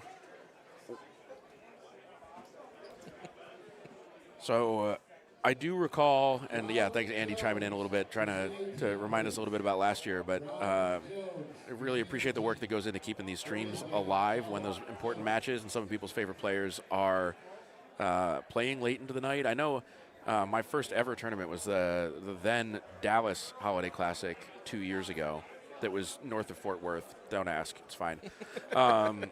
And I remember leaving the venue Saturday night. I was eliminated, by the way. I got knocked out Saturday night and had nothing to do on Sunday, which was epic. But then found myself in a position where I had one of the other players from the Boston area. I think it was Jed Donnelly, or it might have been one of the Atlanta guys, but somebody that I'd kind of met and socialized with a little bit at the tournament. Like, I was beat. It was like 1:15. I just had to go home, and he was still playing a match. Okay, so we got the driver click chip here for number 1 on Gunnison. This is my play here. I often use the 10.5 because I like making sure I get right over the hole. Yeah, I like to make sure I get over the rough before the green, which Evan successfully did there with the 8.5. The 10.5 obviously is going to cut through the wind a little bit better, maybe go a little bit straighter. But the power you have to give it to get that lower loft club over the rough means that it is going to scream past the green if you miss it. Now, when you chip the way Evan does, it doesn't matter if you go off the back of the green. You just chip right back at it, and you still get your bird. Okay, so 16 handicap here. I don't know what Evan is playing off of at the moment. Let's try to take a look at it. I thought I saw him at a 29 earlier. I may have saw the wrong person. So if you are Evan, right, if you're going to be the kind of person who's giving strokes in these types of games, I would say Gunnison and Alaska are what you are looking for. Oh, yeah. Because they are going to be very difficult for players who don't have quite as many options in their bag, who don't have as much course knowledge, but also don't have an in-depth knowledge of how to throw various big fulls. Oh dear. I have never been here myself. Let me see what this looks like to the green. Okay, so you can get this on the green. So you're. Ooh. I think you could have got the green and at least got a putt. I think that too, but right, we're coming at this. I don't know what. Remind me one more time what your handicap is right now. I'm hovering in the 26s. Right. So ideally, I'm. So when we talk about close to 28, when we talk about having the experienced players, you and I not in the same category as Evan, but like this with a 9-wood. Having some more, this would be a 9-wood for me. I've got my chip wedge, and this would be a 3-click 9-wood for me. But you talk about people having more options in their bag. From where Wangler, go to Waffle House. From where that ball was behind that rock. You can get that on the green. Now, you got a bunch of things working against you, right? You're going to be using a short club, so even if you hit, an A2, it's not going to cut quite as much. You're coming out of the heavy rough, so it's not going to cut much. And coming out of the heavy rough, you're going to lose a lot of distance and have to figure that out. Okay, so the math appears to have been done on... Yep, so Jesse did come out on top and then got reassigned to the stream machine. So Jesse Joint having a lot of, 30 minutes of fame here. Also got a comb again, which... All right. Well practiced. I actually missed whether or not Evan made that 9-wood shot. Looks like he did not. He's only 2 under at the moment. So I believe there may have been some side betting on whether or not he would make that chip. There appears to be some money changing hands at the moment. Jason back there profiting somehow off of Evan's If you were a degenerate, you definitely need to come to one of these, even if you don't play Golden Tee. Yeah, if you meet someone who really knows what they're doing and they ask you if you want to play 1 through 5, the only answer is no. If you meet someone who has changed their player name to Wanda 5, you don't want to play 1 through 5 against Paul Taylor right now. He will work you at that game. But it's a lot of fun. And you'll also meet a lot of people who are doing weird side bets on like great shot point poker and stuff like that, because it's just fun to play games that maybe mean a little bit more financially. So the worst 1 through 5 game I ever played was, I think there was 8 people in it, and they decided that they were going to do $5 for 6-footers. And Rhino, I believe this is Wisconsin, and Rhino decided I think 3, maybe 4 different times that match didn't point, but he hit the 6 feet. Oh, wow. And he made a ton of money off of that. I don't even know if he won the game or not, but he did win. Does not matter. Okay, so we are Cosmos on the left-hand side. Looking here at number 4 on Gunnison. Stouts on this hole can be a challenge on certain looks. You end up having to skip the water with a 7-degree. Cosmos, it's a high driver all day. You just send it out to the fairway. No stress. The stress playing with Cosmos comes later in the round. Oh, yeah. Some of the par 3s are just absolutely dirty. If you've got a side wind, you got to try to cut it around the corner, hold the green. All right, so right-hand side, Miss Pennsylvania. 230 yards with a tailwind with breeze. Is she contemplating a full? Is she contemplating a layup? It doesn't look like we're even looking at the high 9-wood up and over the top. Which I did find out recently is not always there. That is very true. And depending on where it hits, the ricochet can be quite punishing. So like the shirt on the left says, sometimes it will yeet into outer space. That can happen. There are some interesting ones. Machine 30, Brad McQuett, Tim Livingston. Brad McQuett, Tim Livingston on 30. I generally like to hit a cut with a 5 or 6 just to be safe, to be high. All right, so Evan is 2 up through 4. I think he would have preferred to be 7 under through 4, but didn't get either of those chips on 1 and 2. This is kind of a dirty little box. This is where, if you don't play all the time, this could get out of hand on Gunnison. Certainly can. There are a lot of different shots there. The full is pretty common. It's consistent. You know what an A2 does. You just hit it. You just got to line it up correctly. I had some success. I've moved away from it a little bit, but I had some success hitting a 5-wood. I guess you could call it a swerve here, where you pull it straight back and then hit it out around the hill, knowing that it's not going to come all the way back. So you got to make sure you're aimed right at the pin. Yeah. But shots like that, usually 5-wood backspin, can pull to those front pins really nicely. he have to just lay up, try to take the birdie, and not even fight it.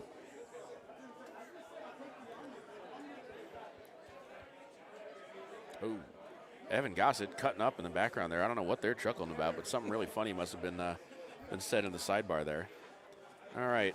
Oh, that's a dangerous chip, and that is what you got to avoid if you're trying to play one Mr. Evan Gossett. I have played Evan in a handicap match before. Step one, do your best not to get intimidated. Just play your game. But I think there's a lot more strokes in this match on the left than there was when Evan and I played. The first time I made gold, he was my first match of the day, and I was extremely nervous. And then, like halfway through the round, I'm like, "Why are you nervous? Like you're not supposed to win this. Put the pressure on him." I did not, but that's the way you got to look at it.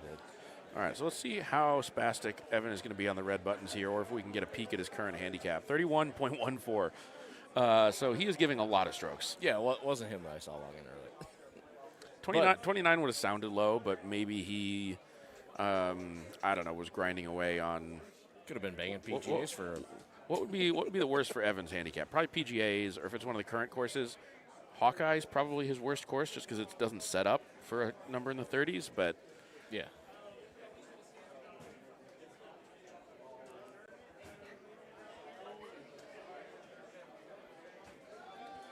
All right, high roll on the 8.5 here, left-hand side, just to the fairway. There's that narrow strip that he kind of just cleared, almost landed in. I honestly think the softer you hit that shot, that tee shot, the harder it is to aim it correctly. If you just pound it, you're free to aim further left because you're going to cover off all that trouble, and you've got a lot more margin for error. Evan doesn't even get great shot points. That's practically a bogey.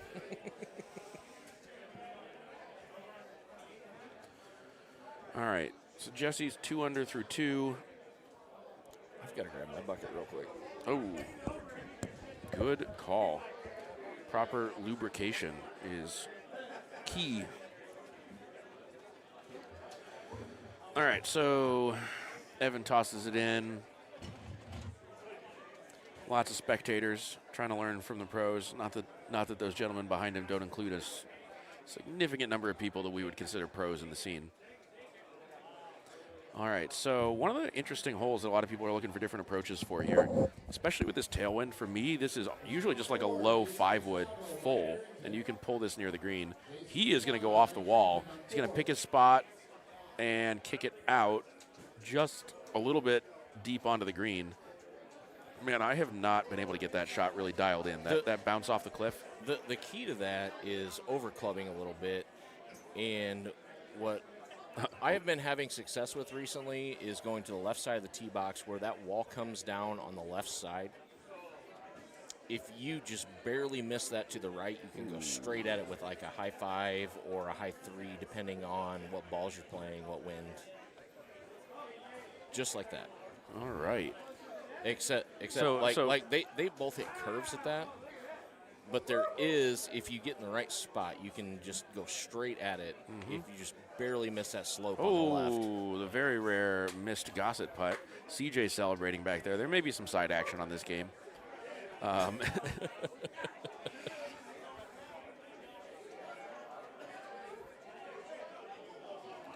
Little jumpy on that chip.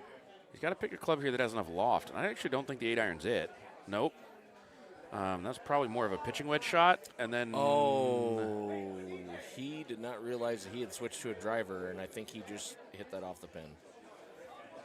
I think he just hit it straight. I think he hit it off the back wall.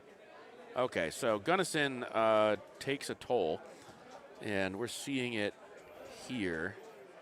It's going to be a birdie for Evan. This is looking like a 6 or a 7, probably a stroke limit here shortly, unless this chip goes in. Yeah, One, it was two, just like this, except 3, he didn't 4, get 5, back 6. to the. Okay. He didn't get back to the putter, and he hit a driver, and it. Yep. Did not go well.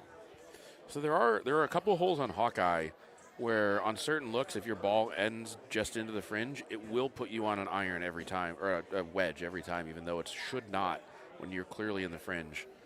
I have run into that, and I just got to remember to be extra careful. For me, it's extra careful on Hawkeye, but I'm hoping it results in me being extra careful around the game. Another weird thing is off the tee. There have been a couple occasions where I'm going to say it's probably not coincidence that he's instantly and actually very well just copied Evan's shot, which is always the concern here, right? Yeah. Ooh. Well, I lost my match, but I apparently won $4 in the contest, so it's not $120, but it's something. Yeah. All right, so this is the easier of the two gaps. So there are more than two gaps, right? We just saw them both use the bounce off the wall side. There's two that are similar to this. Yeah, so on the back nine, we'll get to hole 13 or whatever it is, where you think like, oh, wow, hitting through a gap, this must be a really precise shot. Oh, not doing a service to the fans here and hitting that right button to make the camera port towards the pin to see if there's a lineup. Nice wide open canyon here. Probably have to give it a little bit of shape because he's a little bit off center, but you kind of want the shape here anyway to make sure that when it reaches the green, it can go up left towards, and that just wasn't quite it. And you also have to be careful on this if you're not used to playing this a lot. If you are not lined directly up and it's catching the cliff, it will show the wrong club being the wrong distance. True. It'll say the right number, but it'll have your 200 and whatever yard 9 wood say it's on the green right next to the way up the cliff. right next to the 290 yard pin or whatever. Yeah. Okay, so on the right hand side, actually I'm going to stay on the left here a little bit and try to catch Reverend Maynard's handicap real quick as this clips through. 16, so 15 strokes in it on the left. 15 strokes being given by Evan.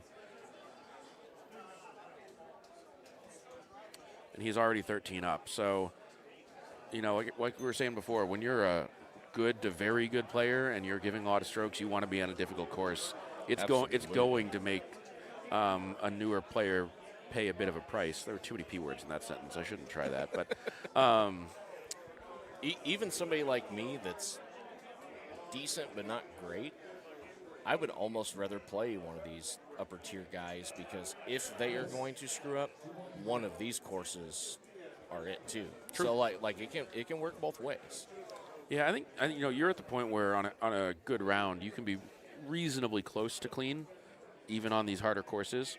Right, a bad round for you is probably a 20 or an 18 on a really scruffy day. A bad round is not a 0.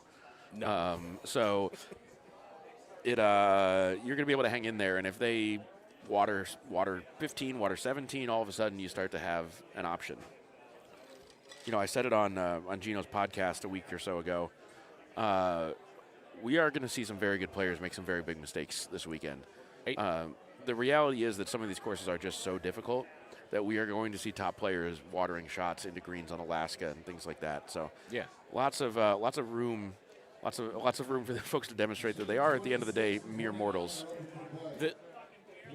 Gunnison, I feel like you're not going to see near as many ridiculously high numbers.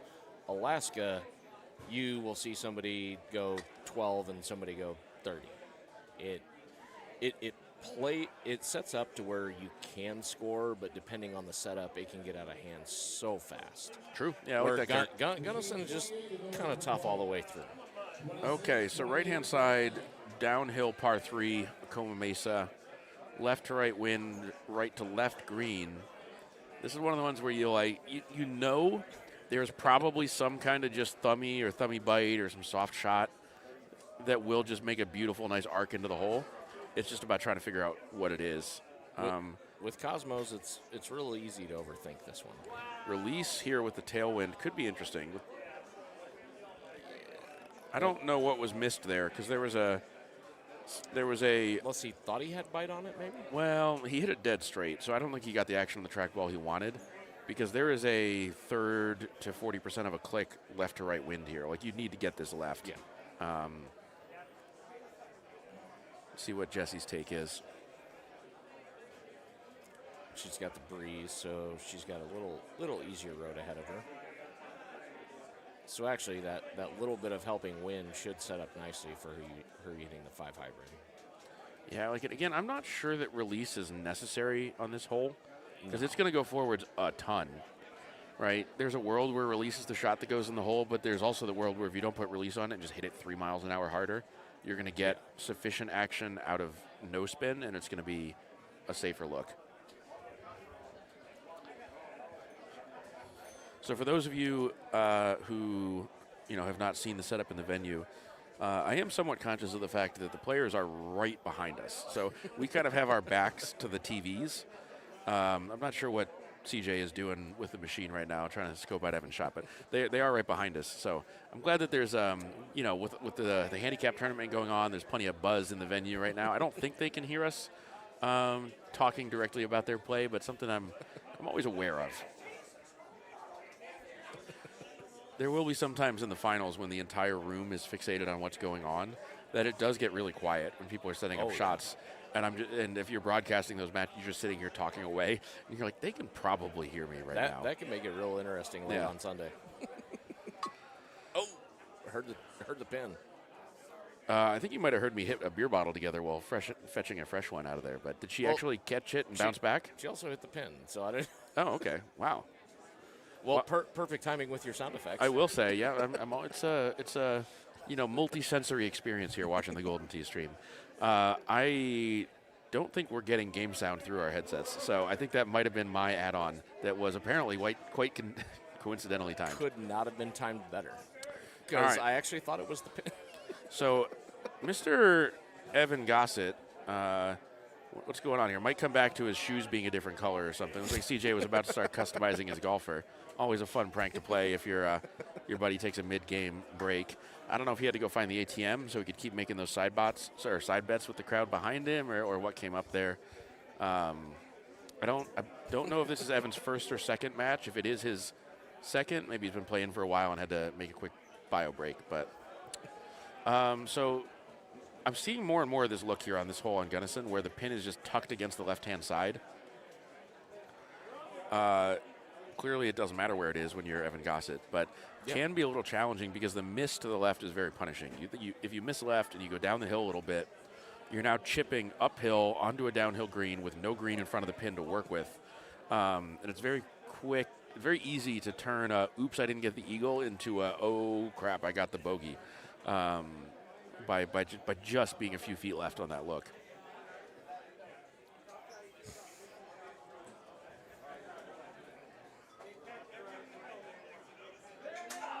Backspin probably makes for an interesting a little overkill there. Mostly just thinking about the headwind, already kind of giving your ball a little bit extra slowdown and jump into reverse. But obviously, backspin, you do want something to hold the green because you don't want to go off any side of the green, including the back. All right, so some familiar names in the contest with Evan up at the top there. I think I saw Al Jazz also on 17 under, so some good stuff going on in the venue. I know a lot of those folks are here right now.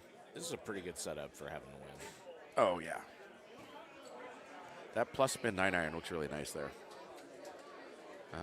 The bite doing enough to slow the ball down. So he saw Evan's shot, but his club that was actually a really nice look.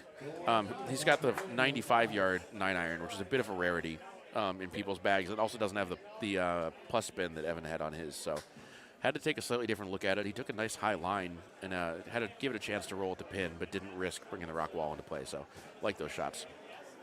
I love the plus spin clubs, but very frequently I'm like, should I go back to regular? Yeah, I've had more for certain bags, but at the moment I have plus spin on my sand wedge and my 3-iron. Those are the two that I run. How about you? Is it where have you landed? Most of my irons I have plus spin. One of my bags I have a super spin too, which.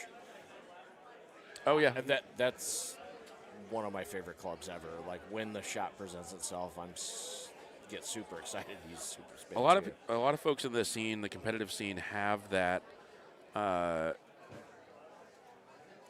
Clips the bush there with the high 9. I don't understand what that hit.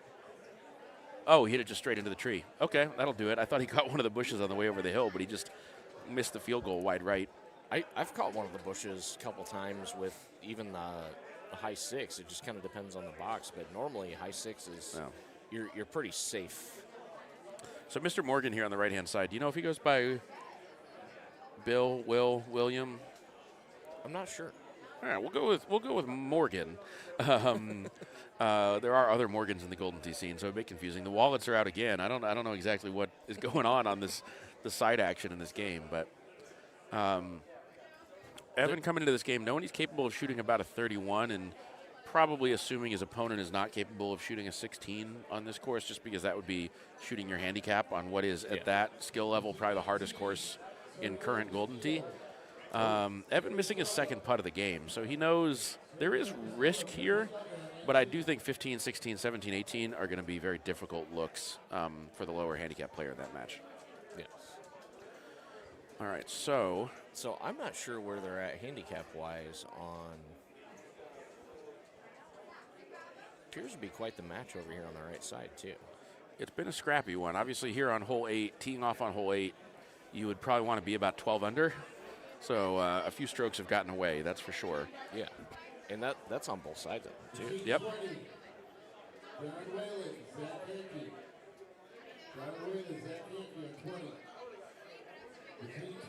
So it looks like we'll have 10 under, 6 under out of this hole. Let's see if this stays on the screen long enough to see the handicap. One more click quickly right here. 25. So about 8 strokes in it. Jessie looks like she'll be trailing about 4 at the turn, so definitely a match. Okay, so left-hand side, let's focus there for a minute. So Evan is setting up to go through what is the actual final boss narrow canyon of Gunnison Gap. It is, all right, well, his opponent maybe took a look at setting up through the gap shot and then decided to bail out. If you hit your tee shot short enough on that hole, and you don't get the lineup, you've got room to hit a big full and then a cut and still make it to the green and putt for birdie. It always bounces to the right when it lands on this. So it took me a little while to figure that out, but it always bounces to the right when it lands on this one. Easy money. Yeah, so Evan. So I started using a shorter club with some roll or with some either roll or release just to kind of keep it on the ground. And then if I completely miss where I'm trying to do it, then you still got the chance to curve it around and have an easy birdie boat. Yeah, I'm usually trying to thumb either a 10.5 or a 3-wood low bite and just kind of pick my spot. One important thing to remember in your kind of calculus, try to go through the canyon and you clip a couple walls, but you make it more than halfway and you get the drop by the green. You're still chipping for birdie. Yeah. And when the pin is on the top, or especially if it's on the top kind of front left, that's a short little pitching wedge or 9-iron click chip. So a lot of times if the pin's up there, I'm going to go for it no matter what, because there's a reasonably high chance I'm going to be able to get the birdie, even if I go in the water. Makes it worth chasing the eagle.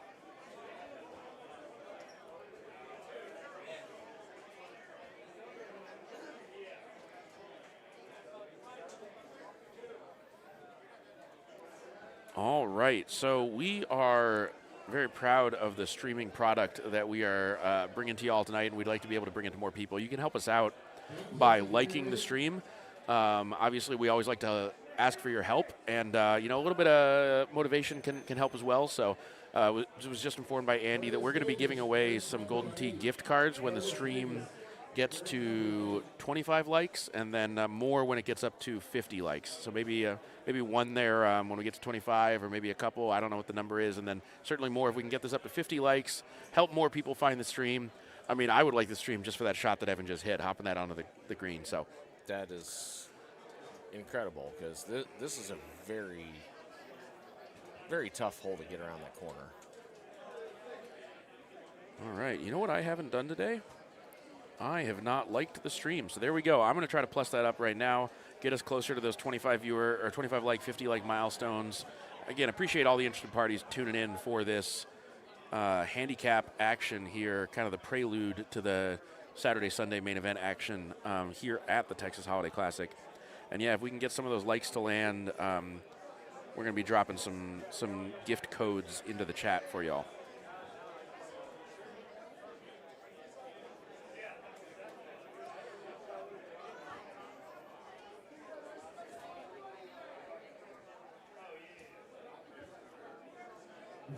Oh, look at all the likes flying in. Love y'all. I had also forgot to hit the like button. All right, so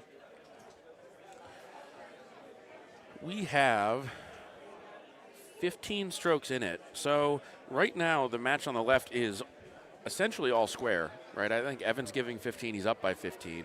I say all square, but the assumption would be that Evan's going to win these next 3 holes, right? By a stroke or 2 overall, or maybe a stroke or 2 per hole. We will see, because they do get progressively more difficult. Number 16, left-hand side, obviously, Evan choosing to use the upper fairway here.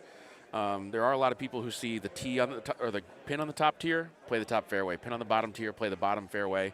I tend to lean bottom fairway sometimes, even when it's up on the top, but not when it's all the way in the back. So good to see him going up top there. This course, or this hole of this course, was the Design a Hole Challenge winner in last year's contest, and was incorporated by Jim Z and the team here into Gunnison Gap. I believe the prize for that may have been a Golden Tee PGA machine for the whole. I believe it's the whole designer, and the Design a Course contest, submission, event, process, whatever, is actually ongoing right now. So you can find information about that in your news feed in the Golden Tee app. You can go to the Livewire Golden Tee homepage.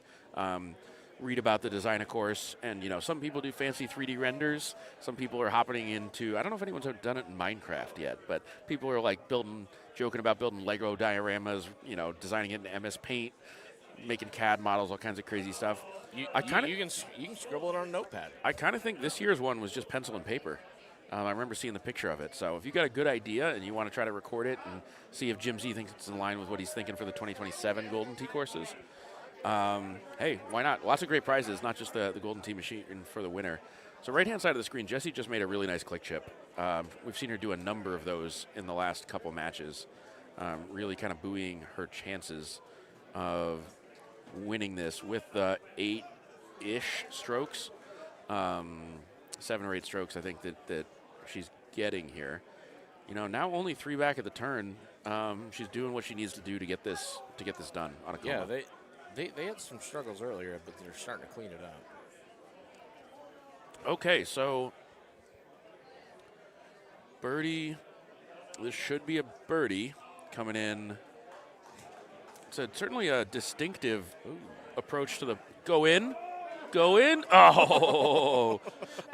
Even through the headset, I could hear the rise and the oohs and the ahs behind us as people were looking for that to come back in off that slope. Tough miss there because he didn't really have any strokes to give.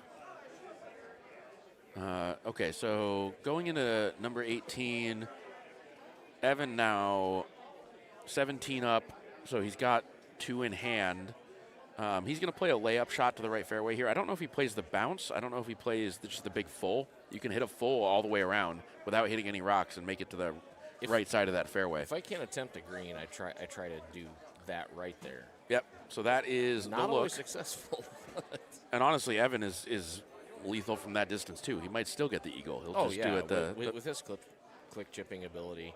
Like I would actually be surprised if he doesn't eagle this hole anyway. It might depend on where this ball lands because he does only have 2 points to give, right? And the click chip could just be a little bit risky. You slip on the ball, you get a misread, a crooked pullback, and you end up in the water, and all of a sudden you're in extra holes where you really don't want to be. Yeah. All right, Jesse missing a little bit left on that shot, but very safely, I think, just sitting in the fringe. See what Mr. Morgan can do here. I will say, I don't know if he has a 4-wood in the bag. He kind of copied Evan's 4-wood shot, but he hit it with a 5-wood. Higher loft club on the 5-wood. I don't know if you're going to get quite as much cutting action, and he also didn't give it quite as much gusto. Speaking of action, he was waving people in. I think there's action on whether he makes this chip or not. Okay, here we go. So, that looks like a no. But that'll be the birdie coming in from Mr. Gossett. Even if this chip goes in, that's going to be a win for Evan. So he will be moving on. Again, I remember playing in my first handicap tournament a couple years ago when I was a little bit more of a journeyman player. And it was really cool to see the really, really good players coming in here with their crazy handicaps, recognizing it's going to be an uphill battle, but going after it. We like to see everybody playing and appreciate folks like Evan and other folks hopping into this this competition. And if you're curious about one of these tournaments and you don't have the highest handicap, I mean, everybody's got their own bracket you qualify in. This might even have 4. I don't know if they'll have a copper bracket or not with having enough people. But this handicap tournament on Friday, it's a great way to try to earn your entry. Even if you aren't sure about playing in the main event, you can come in here, you can spend $30, win your entry for tomorrow. Good experience. Just come out and play with some people and learn so much. So I am currently tracking. There are 161 people on the most recent updated 37 personal best. That's just silly. Yeah, that's a big number. That may have been on a more gettable course. So with Cosmos, some of the older courses have become a little bit interesting. My personal best is a 34 under on Rattlesnake, and that was clean. I think that's a 34 setup on certain looks if you get the tailwinds and you get the drivable par 5s. So there are, it is out there. But in Evan's case, he could do it on any course, right? So, knowing him, he probably did it on, I don't know, Royal Cove or some nonsense. And he was probably still mad that he left one out there somewhere. Yep. Okay, so we're seeing, is that the other player's ball also here in the fairway? This is definitely an eagle hole. With Stouts, with Cosmos, you can get to this green in 2. Absolutely.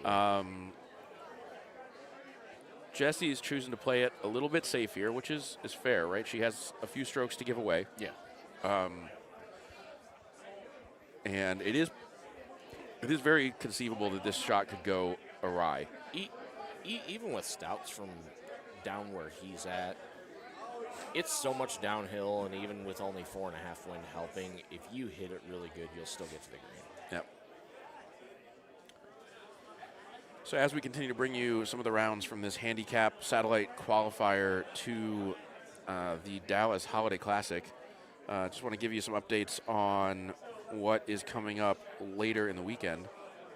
So as I mentioned previously, we will have tomorrow, we will have the qualifying first, starting probably around the 12:30 timeline. Obviously, subscribe, turn some notifications on if you really want to see when the stream pops up. We will be bringing you qualifying action. I expect that we will have groups of 3 on nearly every machine, maybe some 2s, but I think the stream machines will be 3 and 3. And you'll get to see 2 groups of 3 alternating, so 6 people per machine, 12 people in total. So I believe we have 30 machines here. You'll get to see people play through all of the new courses. Hopefully you'll get some good commentary here. I might try to hop on between some of my matches to explain what's going on, but get a really good preview of how a variety of players at a variety of skill levels are tackling what's going on.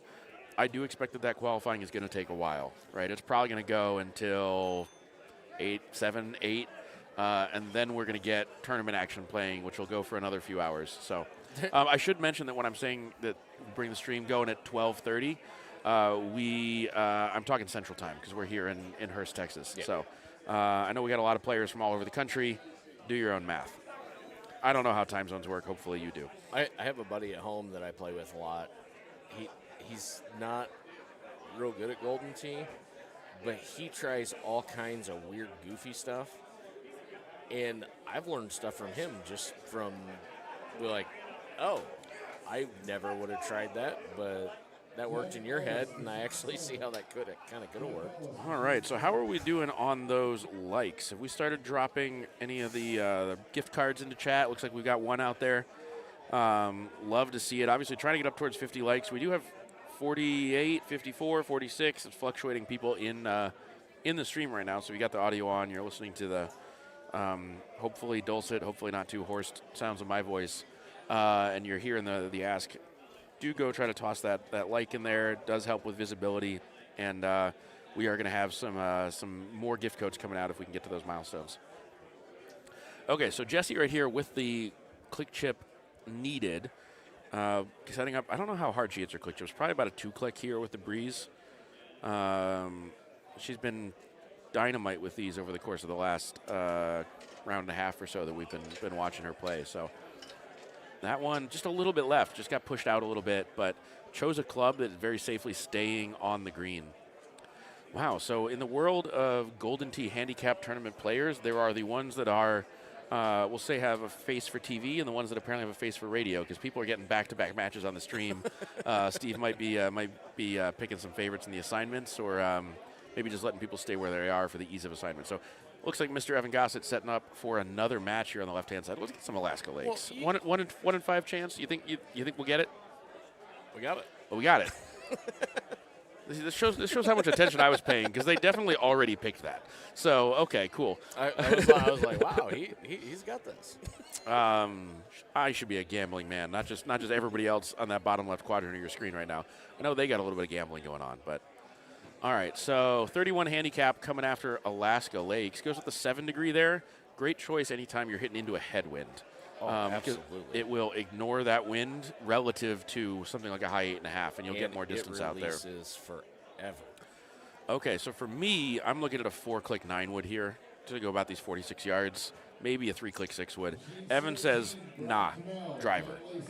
So going to be maybe a couple clicks here. If he hits them firm, 3 clicks. So he's going to be smoothing this a little bit. Straight at it, misses it just right. I think his shot on number 1 last round went just right as well. Yeah. So maybe somebody needs to shove a coaster under that machine, something like that, because it can't be that Evan Gossett is missing. It's got to be that the machine is a little bit off. Okay, so as we watch what's going on, I think we actually have the handicap tournament on the right-hand side of your screen, and Evan Gossett just keeping himself fresh on the left-hand side. It looks to be a solo, just kind of practice game on Alaska Lake. So a nice little preview of what's going on. If he is playing solo, we might go large box on the actual handicap tournament action. Up to you, Andy. Honestly, I could watch Evan play Alaska all day. So might learn something here. We'll have the handicap tournament on your right, and we'll have the Evan tournament on the left hand side. So Burnsy tasked me with bringing back new knowledge coming in. Okay, so we believe that there were 7 or 8 strokes in the match on the right-hand side, and that it was tracking pretty well. Now, Jessie did just miss that chip. She did lay up on that previous tee shot, so we will see what is going on. Evan Gossett just in the water there. He must have clipped that surprisingly tall grass, I guess, or was he out on the island and he just underhit it by several miles an hour? I think he just clipped the grass. It did look like he leaned on it pretty hard. I'm not actually sure, because I thought that's at 109 miles an hour. So I don't know if it was a misread or what. He is thinking through it as well. He has DNF face. Yeah. Behold Evan Gossett. We're having a little bit of fun here. If you're having fun, again, toss some likes on the stream. We'll get some more of those gift codes out. Handicap tournament, O'Shea's in beautiful Hearst, Texas. Great bar, great staff here taking good care of us. Bringing you the handicap tournament action. Jessie Joint playing her 2nd consecutive round of Acoma Mesa here on the right-hand side of your screen. She likes chipping with this 5 hybrid. Yeah, I think she and I come from a similar school of thought where chipping is more fun than putting, so, like, why ever hit a green? There it is. Great again. Chip. Come on. Again, I think, Jessie's been playing a lot of Golden Tee and playing well and improving over the last year or so that I've been paying more attention to how she's been playing. Yeah, her handicap's made it up to a 17. Her chipping has made it up to the level of about a 30 handicap. So she is doing great work on those. If I could click chip as good as she is, then I would actually start trying it. Left-hand side of your screen, if you were paying attention, Evan Gossett here on Alaska, number 6. Go into the layup spot where you hit kind of like a C3 cut around the right-hand side to what looks like rough just in front of the trees but plays like fairway, makes this par 5 pretty trivial. Obviously, he knows that, but trying to share a little bit of knowledge with anyone who's tuning in right now. That was one of those things that I watched one of my buddies at home, and I was like, where is he going? And then I saw that it said grass over there, and I was like, why did I ever try anything else? That's dumb. All right, so we got the notorious Evan Gossett now. He is collecting adjectives the same way he collects hole-outs. Love that for us right now. Left-hand side, if there's a tailwind, people do actually go across to the other side on this hole. they almost invariably end up in the heavy grass, can't have any reasonable chip and never make the eagle. So Yeah. I don't really know why they do it. So that is one of the most notorious bugs in Golden Tee right now. Jesse hasn't seen it before. I've only encountered that once before. It was my opponent in a Maryland tournament in Maryland a few weeks ago. A lot of those rocks to the right-hand side of this green come up as an unplayable lie. And it's essentially a two-stroke penalty. It takes you back to your previous spot. Really? So she got absolutely hosed there. Now hitting 4 from the fairway. It looks like she's laying up instead of going for it again. I get it, but yeah, you don't want to miss this one short left or long right into those rocks. I don't know how often it happens. I don't know exactly where you have to land for it to happen. Hers appeared to stop on one of the rocks, and I think maybe there's a change that needs to be made to the way that those rocks are coated in terms of what surface they are or something, and right now they just kind of error out the machine and show up as unplayable. Ooh. So she may avoid the worst of the skid here. She's going to take a bogey. Maybe it goes bogey, birdie, give 2 away, and still hang around in it.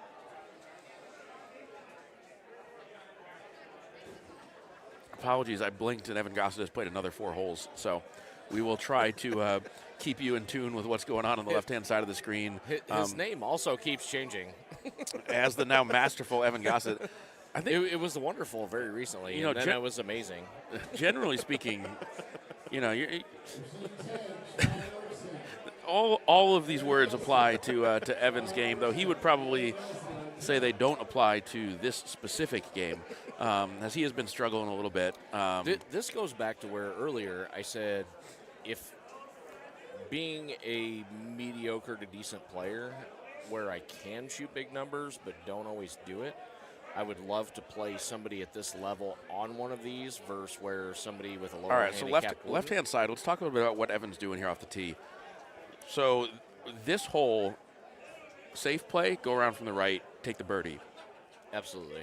If you want to go to the green, my rule of thumb is as long as there's no headwind, and he's only got like a mile an hour of headwind here, you hit a high 10.5 driver if you're playing Cosmos, and you smash it straight at the green. And you just don't hit a tree trunk. You're going to go over the hill, you're going to go through the branches, you're going to lose about 120 yards to the tree, or I don't know what the number is, but you're going to make the green. If you have a helping wind, the 3 wood high tee is where I've had success. But earlier today, it was the first time that I used a 3 high tee, and I hit the hill. It didn't hit any of the trees, and it yeeted over the green like 75 yards. Yeah, so for folks who have followed the Golden Tee Fan Facebook group, great source for all kinds of chatter about Golden Tee, some helpful, some less so, or the GSDB website, you can see some replays of folks hitting 8.5 high, 9.5 high, 10.5 high, and apparently 3 wood, where you clip the hill and it goes into orbit. It ramps straight up in the air, and with all the speed of a driver, and sometimes waves at the green as it goes by, but if you're very lucky, can land it on there. So with all this wet grass and mud that is in this course, I saw him looking around trying to figure out if there was grass in the way. There are times that you are in that mud, and it will come out a lot cleaner than others because, A, mud's going to kill your distance. All right. But if you also hit the grass on top of that, then you're looking at potentially like 30% of what your club says it's going to go. But then if you don't hit the grass, then it'll actually come out of there like 70%. So we got the victorious Evan Gossett, did get the double eagle on that drivable look on the par 5 here. Not quite enough backspin in the world to pull that to the pin. I don't know if he was trying to land that a little bit shorter. Right-hand side, I think I saw 17 on the tee. 10 under here for Jesse. So with the 8 strokes to give, she's got 1 more to give across 4 holes, some of which can be a little bit of trouble. In particular, number 15 here on Acoma Mesa is my worst hole on this course for some unknown reason. I just can't stick it. I prefer the pin to be on top. This isn't a bad look because you can miss just a hair left and it'll still kick down onto the green. Yep, Evan Gossett again proving he's not human. That's a high 9 wood full. Okay. I have hit that shot before, but I would not have thought it would have cleared the trees there. Got to get my my measuring tape out a little bit. And no. Okay, so if you end up going down to the lower tier, you do want to make sure, or you're better off if it goes far down the lower tier, because when you're right under the hill, the putts get extra weird. From this far away, this is actually going to play almost like just like a right 7. Yeah. This green, sometime I've had it a couple times where, with a bottom pin and you being on the bottom, it'll still turbo. Yeah, so that's actually true of every green that has one of those weird angles in it. It's not all the time, but every once in a while I'll hit one and it's like, oh, kind of turbo. I think it's pretty consistent. And I tend to miss them all on what golfers would say the pro side, the high side of the pin, because the ball just has all that extra velocity. Yeah. All right, so important chip here with Jesse having gotten in for the birdie, or the eagle. Is this par 4? It's got to be a par 4, right? Stay up. Oh. So you're about to see, okay, so that did keep going a little bit. Jesse her line to the green was relatively perpendicular to that slope. This is going to be coming in at an angle. That's going to kick it left. Yep. And you saw, just what we were talking about, all that extra speed from the turbo. That almost ran off the back of the green, even with that big hill. Okay, so looks like, Jessie was 7 back. Now she's 5 back. So that brings us into a pretty interesting space, right? If she's getting 8 strokes, she's 5 back. Yeah. She's in a pretty good spot to just try to play some smart golden tee. What's your shot here on the right-hand side of the screen? What are you doing off the tee? I just hit it to the right side, just kind of on top of that little hump and just take an eagle, not getting too aggressive with it. So with the right wind, you can go left into the sand and try to make a real run at it, but generally I'm just safe here. I'm glad you commented on the wind, right? This would actually be one of the very few circumstances where I would go probably to the fairway on the right-hand side, because I might want to take a look at hitting some kind of cut in to be able to pull it back towards the pin on the right side of the green. I'd say 80 to 90% of the time I'm hitting a high 10.5 up onto that hillside, either left or right of the big patch of bushes, and just hitting a nice soft shot into the green from there. Let's see if he can hold the fairway. He's got the bite. First cut, same thing more or less. Yep. All the options here, not easy. That's a lot of right to left wind. The pin's a little bit below the golfer's feet, I think, right now. And obviously the green has that left 8 slope. So you're gonna need some shape, I think, if you want to really hold this anywhere near the pin. You might need some shape on this to even hold the green. Yeah, the left 5 is definitely difficult with this wind using Cosmos.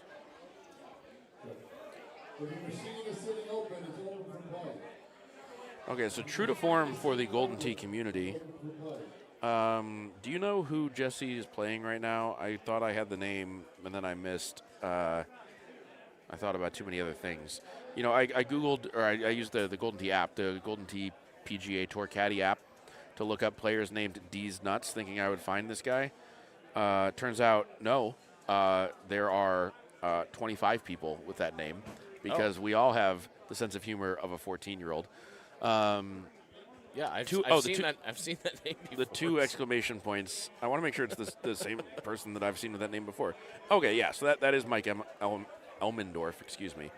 25 handicap, 24.66. It's either 7 or 8 strokes that's being given here. I don't know. My other name besides Golfing McGolfface is Driznuts, because last name Driscoll, which every group of people I've ever been in throughout my life, Driscoll turns into Driz, which turns into Driznut, so that became my gamer tag for the longest time. And then often have people mistake me. They're like, "Oh, you're D's Nuts." I was like, "No, I'm Driznut." So I just changed it to Golfing McGolfface. A good etymology of middle school locker room humor there. So yeah, it started in high school, and then I went and played college baseball, and Driscoll turned into Driz, turned into Driznuts. I come back home, big bowler, and Driscoll turned into Driz, turned into Driznuts. It's just been a thing. I don't know what happened there. That was just a sketchy putt. So that would have been another opportunity for Jesse to pick up even another stroke and have a safety margin going into 17 and 18. We will see if She can get this, and then she and Michael both take the birdies. The legendary Evan Gossett, now reborn for another round of Alaska. Much better look going to the islands. When you can get there, it's great. With Cosmos, if you position yourself correctly in the fairway short of the water and short of the bushes, there's almost no setup where you can't just reach the green. Yeah. Even with a headwind, you can get there if you mash 8.5. A lot of times you have to put roll on it, but you can still get it reasonably close. Well, since we're sharing Golden Tee knowledge, can I tell you, I actually normally put backspin on it, even when it's really far, because you get that big hop from backspin. If you're too far away, roll's going to treat you better. But if that one big hop can hop you onto the green, then there are distances where the 8.5 backspin medium or 8.5 backspin just mashed straight at the pin is the right option. It all depends on the pin, the wind, the setup of what I do on that. Yeah. If you got 15 in the face, I'll use roll, hoping that if it does bounce and barely touches the green, that especially if it's a back pin. If it's a back pin, So safely aboard the green for Jesse. There's some pretty solid pressure here from Mike then. Evan again wrapping around right-hand side, setting it up in this stuff that looks like rough, says grass, plays like fairway. Yeah. Going to the green, can't be stopped by any surface texture or any wind, any trees that are getting in his way. So even with the low tee here, I don't know if I would use bite. You are a prophet. There's a world where that might have worked, but it needed to land much, much deeper on the green than it did. I'd rather let it bounce and have a longer putt than try to chip. So I'll do bite sometimes if I'm clubbing up and I'm hitting it really soft, because I know the bite is going to just grab a little bit. But I think he looked like he came into that with a decent amount of power, and that was not going to hold the green. There's such a wide variety of looks on this hole. I love when it's a left or right, and I can just hit it clean. I can just click one or left or right.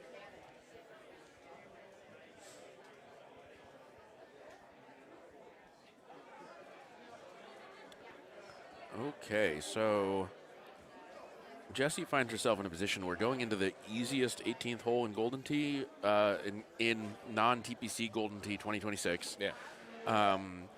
She's just got to find bogey would be enough.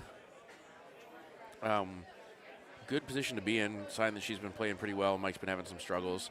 It's an interesting look here. I think this is actually a pretty good look. I mean, even with breeze, like a high tee 5 wood just be perfect. Just so up to the back of the green. High tee 5 wood with breeze is going to max out at like 295 if you nuke it, 280 with this wind. That's very rough math. So yeah, I kind of like high tee 5 wood here and just hitting it like 125, 130 to the middle of the green. High tee 6 wood is going to need to go. With that bite, it'll actually bite with that wind. Yeah. Very safe shot, kind of. If that had been a tiny bit shorter or righter, that would be very wet. So high tee 6 wood is probably a play there, but it is going to land, even if you murdered it, it's going to land 10 to 12 yards short of the pin. Yeah. So when I saw it being set up, if you hit that 144 miles an hour, right, a little bit to the right with high release, you got game. High 5, he's going to hit this pretty good. Probably. Simply Evan Gossett just hole-in-one. Yeah, because he doesn't even react to hole-in-ones anymore. I'm pretty sure he has like 10 times more hole-in-ones than I have games played. I'm not joking about that, by the way. Okay. So that had a little bit more staying power up on the left-hand side. I think he thought the shape, the wind, something was going to help bring that back down. But so this hole over here that the exclusive Evan Gossett is playing, we talked about trying to hit it through the trees, and even for him, with that wind hurting, he decided to go around, just take the birdie, move on, be done with it. Even for him, AJ Haas was 9 years old, and he can max the ball out. Like, for those of folks who maybe stumbled into this stream and don't play a ton of Golden Tee, there is a maximum power that the trackball will read. And it, for somebody who has decent, and Jessie ends it the way she's won it, just a crazy click chip, a bit of a surprised reaction, because I don't think she meant to hit that anywhere near that hard, and if that had not hit the cup, it was going directly into the water. Thank God the cup got in the way. Again, she could have taken a par or a bogey on this hole and would have been okay, but just putting a nice little exclamation point on it there. Depending on how this shot goes, I think she's going to end up maybe one or two or three strokes back, obviously getting 7 or 8 strokes from Mike. She's going to be taking the win, and that may or may not be her tournament entry secured, or she might have to do one more kind of playoff game or something. Yeah, sometimes you got to win 2, sometimes you got to win 3. So I did just in my, in my ears, but not through the audio feed, right? Just in the room noise, heard Steve Sobel announce another match. So he is still calling games. He does not appear to be sending them to at least Evan Gossett's stream machine, where definitely not Evan Gossett is shooting it into the mud right now. This is one of those interesting ones where I said sometimes it'll come out clean, and it all depends on how deep you are, because not only are you fighting the mud, sometimes you're also hitting the grass, which goes to some of those where you're trying to hit it through the trees and it takes off X amount of distance for clipping extra things. Oh, so Evan Gossett actually was just called for a match on the machine that he is currently playing on. Rigged. Or maybe it might actually be on the other one. He might have to move over to the one that Jessie was just playing on. But some fun stuff there. My advice to folks who are finding their way in the mud that has those bushes in it around these greens on Alaska lakes, I am always setting up a shot that I think, if the bushes weren't there, is going to land safely on the back of the green. And if you hit the bushes, is going to be sufficiently onto the green, right? So if you've got 5 yards to the front of the green, 35 yards to the back, and the pin is at 10 or 15 yards, I'm hitting a backspin. I might be hitting a flop backspin that would land at about that 30-yard mark out of the mud. And if the bushes hit it, should still get about 15 yards. Because you just want to get on the green. You don't want to get stuck in that doom loop of being just stuck in the stuff forever. It's better to have a 50-foot putt than another chip from the mud. Amen, brother. Okay, so Handicap Tournament, obviously, definitely not Evan Gossett has now changed his name to just Handicap Tournament. I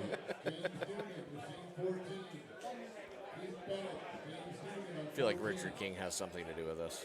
Okay, so Evan's game is actually on machine 12. I'm not sure that that's a stream machine. Okay, no, it is our left stream machine. They did just call another match to 14. Nothing yet for 13. So we may or may not have side-by-side handicap tournament action coming for you. We'll take a timeout while nobody's actually up playing. Do it up. All right, so, we have a couple minutes while these matches are getting set up. Let me take a look at what's been going on in chat here on my almost 100% totally dead phone. Thanks for everybody who's paying attention to this great handicap action that we're seeing. Obviously, Jesse Joint coming through with a couple back-to-back wins on stream, throwing some crazy click chips into the hole, including that last one there to close it out on 18. We have, I think, one Golden Tee gift card already dropped. Andy here on production did promise further gift card drops if we could find a way to get this stream up to 50 likes. So if you are paying attention to the stream, if you're enjoying what you're seeing on the stream, obviously drop us a like. There's actually a poll in chat right now asking whether or not we can get to 50 likes tonight.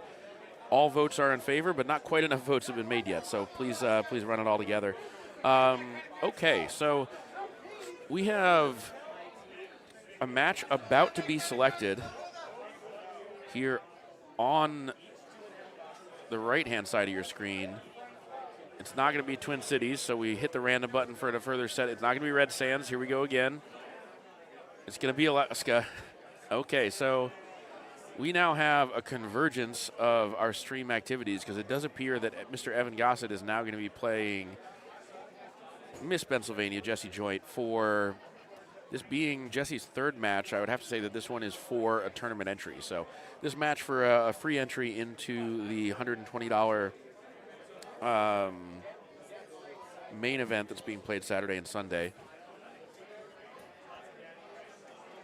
He's talking to Jessie. Is he playing Jessie? I didn't hear her name announced. Maybe she's just hanging out after her match. Oh, nope. So here we go.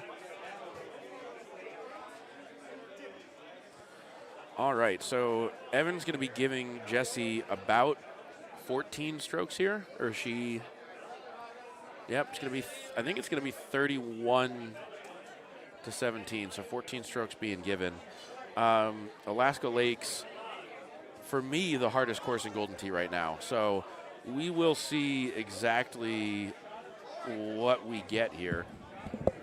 Jessie's going to be seeing some of the best approaches to Alaska ever played, and is just going to have to try to keep up. So, all right, so Evan Gossett teeing off, electing to tee off first, even though he is the higher handicap.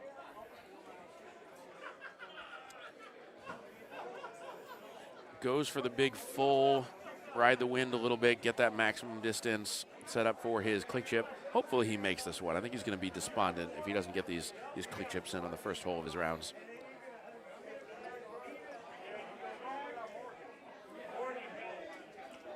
Jason on the other side of our screen, I think playing solo, and for reasons unknown to me, playing TPC Twin Cities. So we're going to be giving you a tour of a great TPC course. I think this one, Twin Cities, we're talking about the Minneapolis-St. Paul area. I have seen this course exactly once. We just got the Boston Golden Tee League kind of started in its very early form. And for our first week, we did invites on TPC Twin Cities. And I didn't even practice for it. I just played it. It's a TPC course. It's fun. They did a reasonably good job converting that. I've only played it, I think, 2, maybe 3 times. And I liked it because, like, you can use some Golden Tee trickery to get to some greens, and you do your chipping, try to make it. My favorite was John Deere because depending on the setups, like, you could actually make something of that. It wasn't just straight back, straight forward. You hit it. And all right, so right-hand side, we've got Jessie just playing to the green, going to get the birdie here. Evan to the right again. To the right. Everything's going right, and he's on a different machine this time. So, either we need 2 coasters, or maybe the problem is between the ears. We got to change all the track balls. There we go. Just scramble them all. Okay, so a couple of birdies. Evan needing to find some number of strokes. I already forgot again. 14 strokes, I think. Did not find a way to seize the advantage on that one. There are courses. Gunnison can be one of them, but I think Acoma is a better example where the lesser player might bleed 1 stroke at a time. Alaska is the type of course where it's very easy to manage to drop 3, 4, 5 strokes on 1 hole. I've shot really good scorers. I've had scores where I never wanted to play again. All right, Alaska can do that to you. So we have Jason getting some TPC Twin Cities practice for some unknown reason on the left-hand side of the screen. He tries to show Evan Gossett, hey, this is what a click chip looks like. Doesn't quite get it. Almost doesn't get the putt either. So things are happening in the world right now. Still in first place. Okay, so Jessie laid up here into this par 4 number 2. That fairly conservative. There's a headwind. I didn't see exactly what the distance looked like with the stout breeze ball.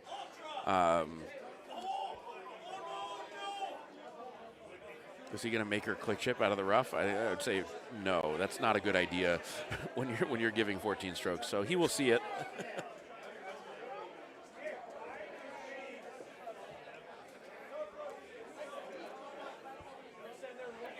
Yeah, if this is the end of the match and he was up 20, then I'm sure he would go ahead and make that for her. Yeah. I expect she'll take a look at this. probably go with. She's going to go with that 9-iron. Okay, I don't hate it. That works. She's been doing this on the shorter ones and the ones that she can run at using the 5 hybrid. Yeah.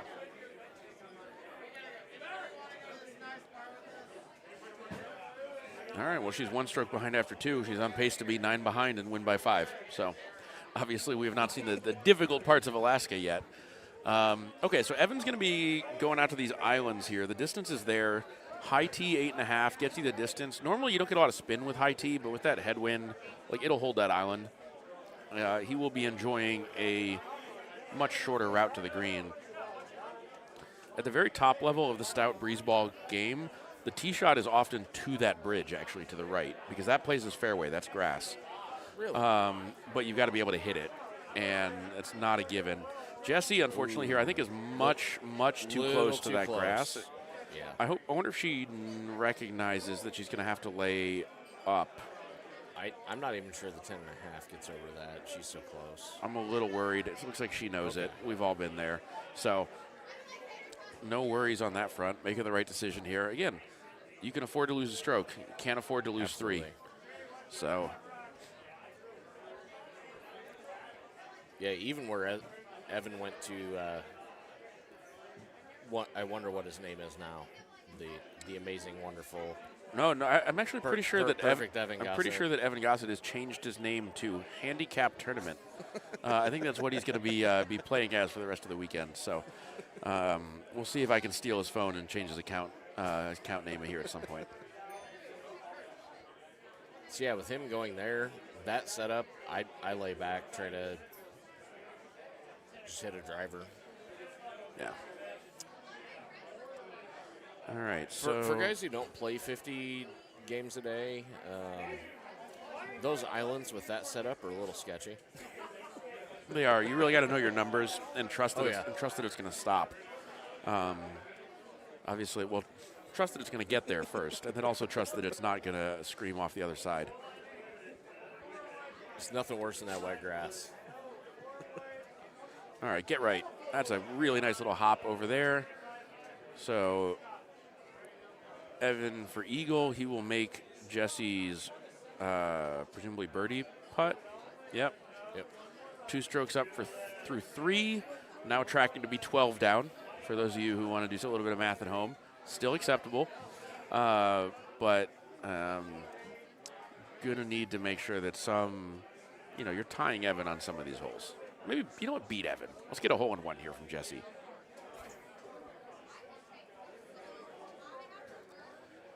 What is she? So she's got the 100-yard 9-iron. Doesn't look bad here.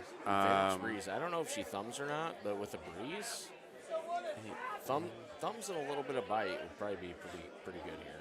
Yeah, just a tiny bit right. I think even with the tee box moving over. So with the thumbs and the wind's helping, like, it's not really going to bite. It's just going to kind of hit and dribble. Yeah, I was going to say bite is good. So she's more of a palm player, so no pullback shot here. Hits it a little bit right. I like all of that. Doesn't quite get all of it. So I was looking at, you could just do a no spin play there, right? As long as you land it short enough. The bite actually looked like it behaved in a very controlled manner on the green, so I like that. Kevin Lindsay taking selfies with CJ and Evan in the background there. Everybody's having a good time. Kevin's sporting the official shirt of the 2024 Golden Tee World Championship. Nice classic polo shirt there with the Golden Tee logo and a bunch of poker chips and whatnot. I don't know if Kevin knows he's my arch nemesis because I blame him for a lot of stuff, even though he has actually nothing to do with it. Yeah, that's fair. There are plenty of people you can blame stuff on. So, all right, so Jason's doing Jason things on the left-hand side, 15 under through 11, just living the TPC Twin Cities life. Okay, so Evan here obviously going for the green because that's the shot. Plays this a little bit right to counter the wind, bite, holds the green. If Jessie laid up on number 2, I've got to imagine this is going to be a layup here. This is very tough with stouts or breezes. Because you either need to play a skip shot here or you need to have the height to be able to bite it on the green.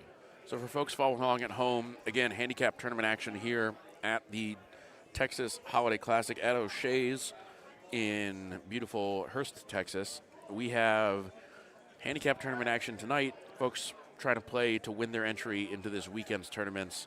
Left-hand side of your screen is just Jason doing some practice on one of our fine TPC courses here in 2026.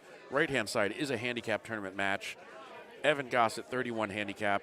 Jesse Joint, 17 handicap. So Evan has given Jesse 14 strokes here on Alaska Lakes. And, sit ball.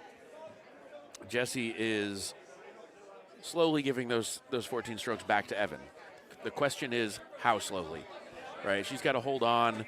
Evan's probably going to shoot. This could be 2 to 3 right here. Yeah, so her click chipping is really good. This is obviously, though, not a click chip. Even with stouts, that is some left to right wind. You got to be a little bit careful. That was beautifully done. Okay. Evan will take the eagle. Jesse will take the par, right? Yep. 2 more strokes. This is a hole you could easily cough up 3 or 4, and she only gave up 2 on that one. This being Alaska Lakes, this is a course that very heavily favors the better player in a handicap matchup. Jesse understands she's got her work cut out for her, but I think Evan is pretty confident because as this round goes on, the holes do not get easier. Okay, so we just saw the magnificent, wonderful, unnamed, soon-to-be Evan Gossett actually on the left-hand side of the stream playing some warm-up games on this course. Here we are again, him going around to the right-hand side to this layup spot to be able to reach the green on the next one. It's like he knew this was going to happen. It's true. Hey, pros are going to pro. I'm not sure what Jesse's play here is here. Obviously, she plays this game at a high level, playing with Ben, Pennsylvania, who plays this game at a very high level. She knows the line around to the right-hand side. The question is whether she wants to go for it. I still think even with the breezes that you can get there from going around on that right side. Yeah, very true. All right, so she's just going to take the long way around, go for the birdie, surrender a stroke here. Certainly a choice, right? I mean, if you hit the first shot to where Evan is, the second shot into the green is very gettable, even with breezes, and probably be about a 10.5-degree driver. Yeah. So something worth exploring if you're trying to find ways to get after this course with stout or breeze balls at home. Jesse's going to toss this out there. Big headwind. Yeah, just throw some bite on it and pop. And then we'll try to play into the green from here. Let's see if Evan can find some great shot puts first. That is an interesting look.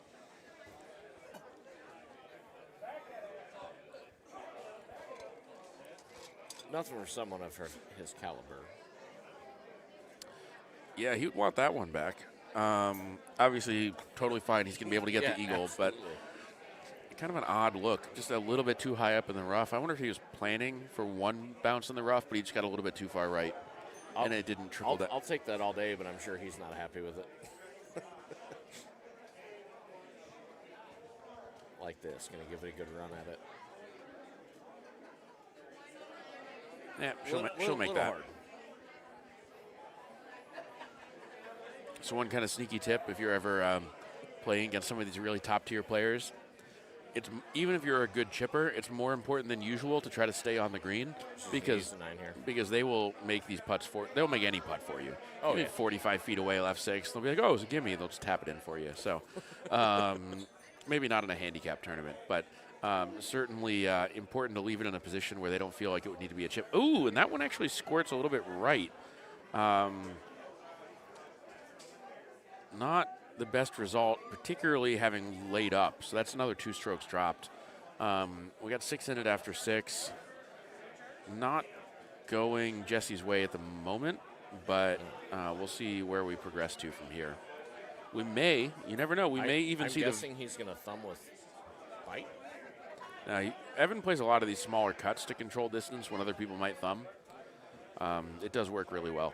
So let's see what Jesse's approach is. Stout golf ball, probably about a 10 to 12 yard wind, depending on the power you're going to put on it. So it's looking like a 70-yard shot. That wind would be perfect with a bite for her. And Jesse has, note here, the 70-yard sand wedge, which I thought would have been the perfect club for this shot. right? Yeah, the sandwich with bite, I think, is beautiful right there. Yeah, I mean, I'd be tempted to backspin it. She carries the regular. No, backspin. Yeah, how soft can you possibly hit this? I'm a little concerned. The low T makes sense. I like the low T, but I wish she would have used backspin. Yeah, backspin would have been better there. I swear I thought I saw the 70-yard sand wedge in her bag. It's a 70-yard club. You got an extra 10 miles and 10 yards from the wind, and the pin's at 79. Like, that just says, just that with bite. Don't even think, just hit it. Oh, yeah. Or backspin if you want to get crazy. All right, so tough break there, literally, figuratively. Par taken. That'd going to be 7 strokes now. Evan appears to have wandered off somewhere. Jesse's looking around trying to figure out what's going on. I think what's happening is she watched his 2 warm-up games on this course, and she's trying to make him feel better. Yep. All right, so hey, still got a number of people in chat. Hopefully get some likes on the stream. We get enough likes, we will have some more of those Golden Tee gift card drops coming for you. So if you haven't already, please maybe go out of full screen for a moment and toss a like up here on the screen on the stream. We really appreciate it. More likes, more gift cards. Hey, it is simple math. Even Golden Tee players can do that math. So they did 25 and they offered 50. So let's get to 75. See if they got another one. We have the returned Evan back here at the machine making his putt, carrying this forward to number 8 on Alaska Lakes. Probably had to pay Wengler on a bet or something. Could have been that, or he's in 3 other 1 through 5 games somewhere else in the bar at the moment. So here's one you talked about earlier where sometimes people go across. So you can see Evan looking at it right now. I'm really curious to see what he does here. When you go for it, it is usually a high, I do a high no spin driver to make sure I'm not doing roller release to lose some height. I haven't really refined this shot because I eventually decided I just wasn't worth it. Right? He can just hit a 6-wood or a 5-iron out to the fairway here, or a 5 hybrid or whatever he carries, and then have a dead straight next shot. But with that tailwind, wow. He's looking for the click chip. 155. He really went and left those 3 miles an hour on the table. Obviously could have probably hit the mythical 158 if he wanted to blast that all the way out to the 1 on his forward swing. But with that pin at the bottom, I like laying up and taking a run at it.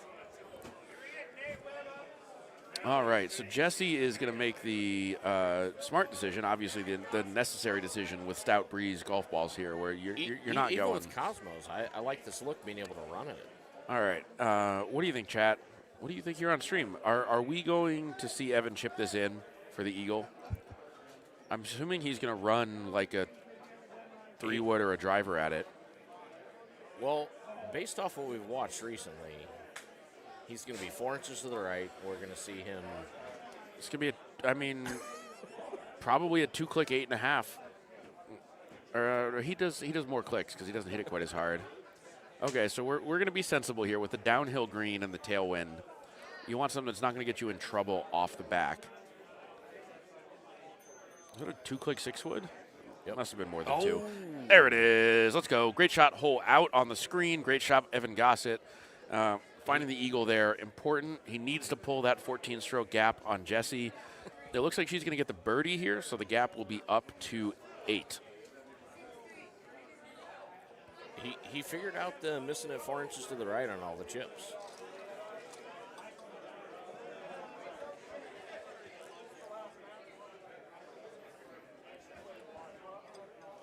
All right. I can't really say anything because that for me is like my chip wedge, and it's got its moments where it's fantastic. Number 9 here, depending on the tee box, can be anywhere from difficult to rage quit level. Oh, absolutely. And he makes it look so simple. And so I like that full there. I would have looked at a very similar shot. I would not have the confidence to know that was going to clear those trees. This is one with this wind where it's not a terrible idea to go to the left of it and let it come back into the green. Yeah, So as you can see at the bottom of your screen right now, this is going to be the last match of the Handicap Tournament, streamed to you here at the Dallas Holiday Classic, Texas Holiday Classic. Or is that Evan's new name? And again, yeah, Mr. Evan, last match of the tournament, Gossett. I want to emphasize, there's a little bit of brevity and character limit here at the bottom of the screen. This is the last match of the Handicap Tournament.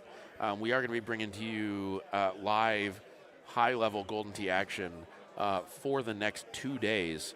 We are going to be hopping on at probably about, we'll say 1:30 Eastern, 12:30 Central-ish tomorrow, maybe earlier if we can speed around the Calcutta. And then we will be going live at 11 a.m. Central, noon Eastern on Sunday with purple and pink bracket action, main bracket action to follow 1 hour later. So lots of high-level streamed Golden Tee going to be coming your way this weekend. And this has just been kind of a nice little kind of appetizer course. Oh, yeah. Getting to see a little bit of the handicap action, getting to see some big names and some community favorites up on the stream. And now we got Evan Gossett 9 strokes up with 9 to play. That was hole 9. So, obviously I can do this math. He is on pace to be 18 up through 18 if he's 9 up through 9. That's a little bit too much for Jessie, who's only getting the 14 strokes. So she's going to need to find some eagles probably, or just 9 birdies would maybe do it. It'd be close. Evan smacking one way out there, not really trying to wrap it around all that aggressively. Also not trying to go over the water to be farther up the fairway, which is very possible with this tailwind. It's very tempting, but not necessary at all. It depends on what you want to play in your next shot. I do sometimes prefer coming into this green with a 6-wood than a driver. Yeah. Jesse's going to have a pretty long shot here with the stouts, but fortunately a little bit of tailwind to help. Yeah, no drama. This could be a 3-wood even. That'd be a little sketchy. If you have the 280-yard 3-wood, maybe. But I would be hitting a 10.5 here to try to get a little more bite on the ball. Yeah. And 10.5 is very bitey.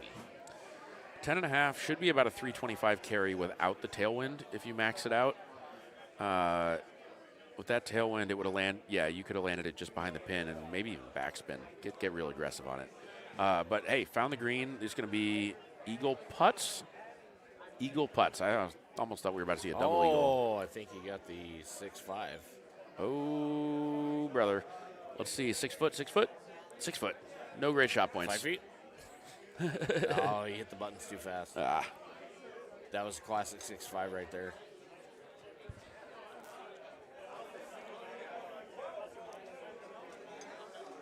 All right. Evan obviously seen it all before. Oh. Didn't even stop to think, and maybe he should have. Didn't get all of that. Didn't get a lot of love from the tailwind, and the backspin just pulled that right off the green. I noticed instead of thumbing, he's starting to just, hit it. Yeah, they're different shots. I think he's looking for a different power when he's just hitting it versus what he gets out of the thumbs. That's certainly how I make that choice. I certainly have both the thumb shot and the push shot in my game. Not sure what it was there, but that definitely didn't go right. So this is a bit of a dangerous shot. You don't want to overcook this. I like that power. Whoa. I would have liked 1 or 2 more miles an hour, though that might have backspun just right down by Evan. So here's the danger of playing the gap wedge. This is going to be a pretty tough chip. I think he can flop this, but it doesn't have quite the loft of the sand wedge. For me, yeah, we're going to see probably at Evan's power a flop, maybe 5 or 6 click bite, and he's going to try to land this just short and let it go into the cup. Say there's 70%. Oh, or he's going to. Yeah, Evan. Obviously. Oh my goodness. That was extremely unexpected.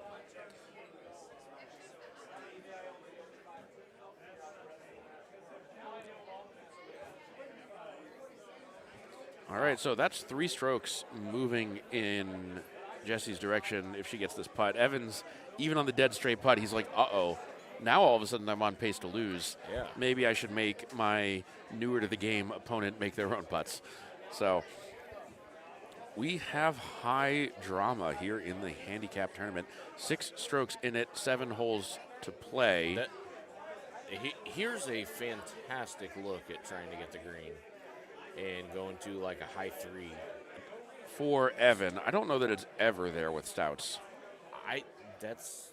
That's a good point. I don't know. On this tailwind look, the high 10.5 through the trees, you are probably giving up 30 yards with Stouts or breezes, and I just don't think even with the high 10.5 that it's there. Yeah, I don't know about that. Again, I'm not a Stout player on this course. I would need to turn to some folks who've done it a little bit more to know if that shot is ever there.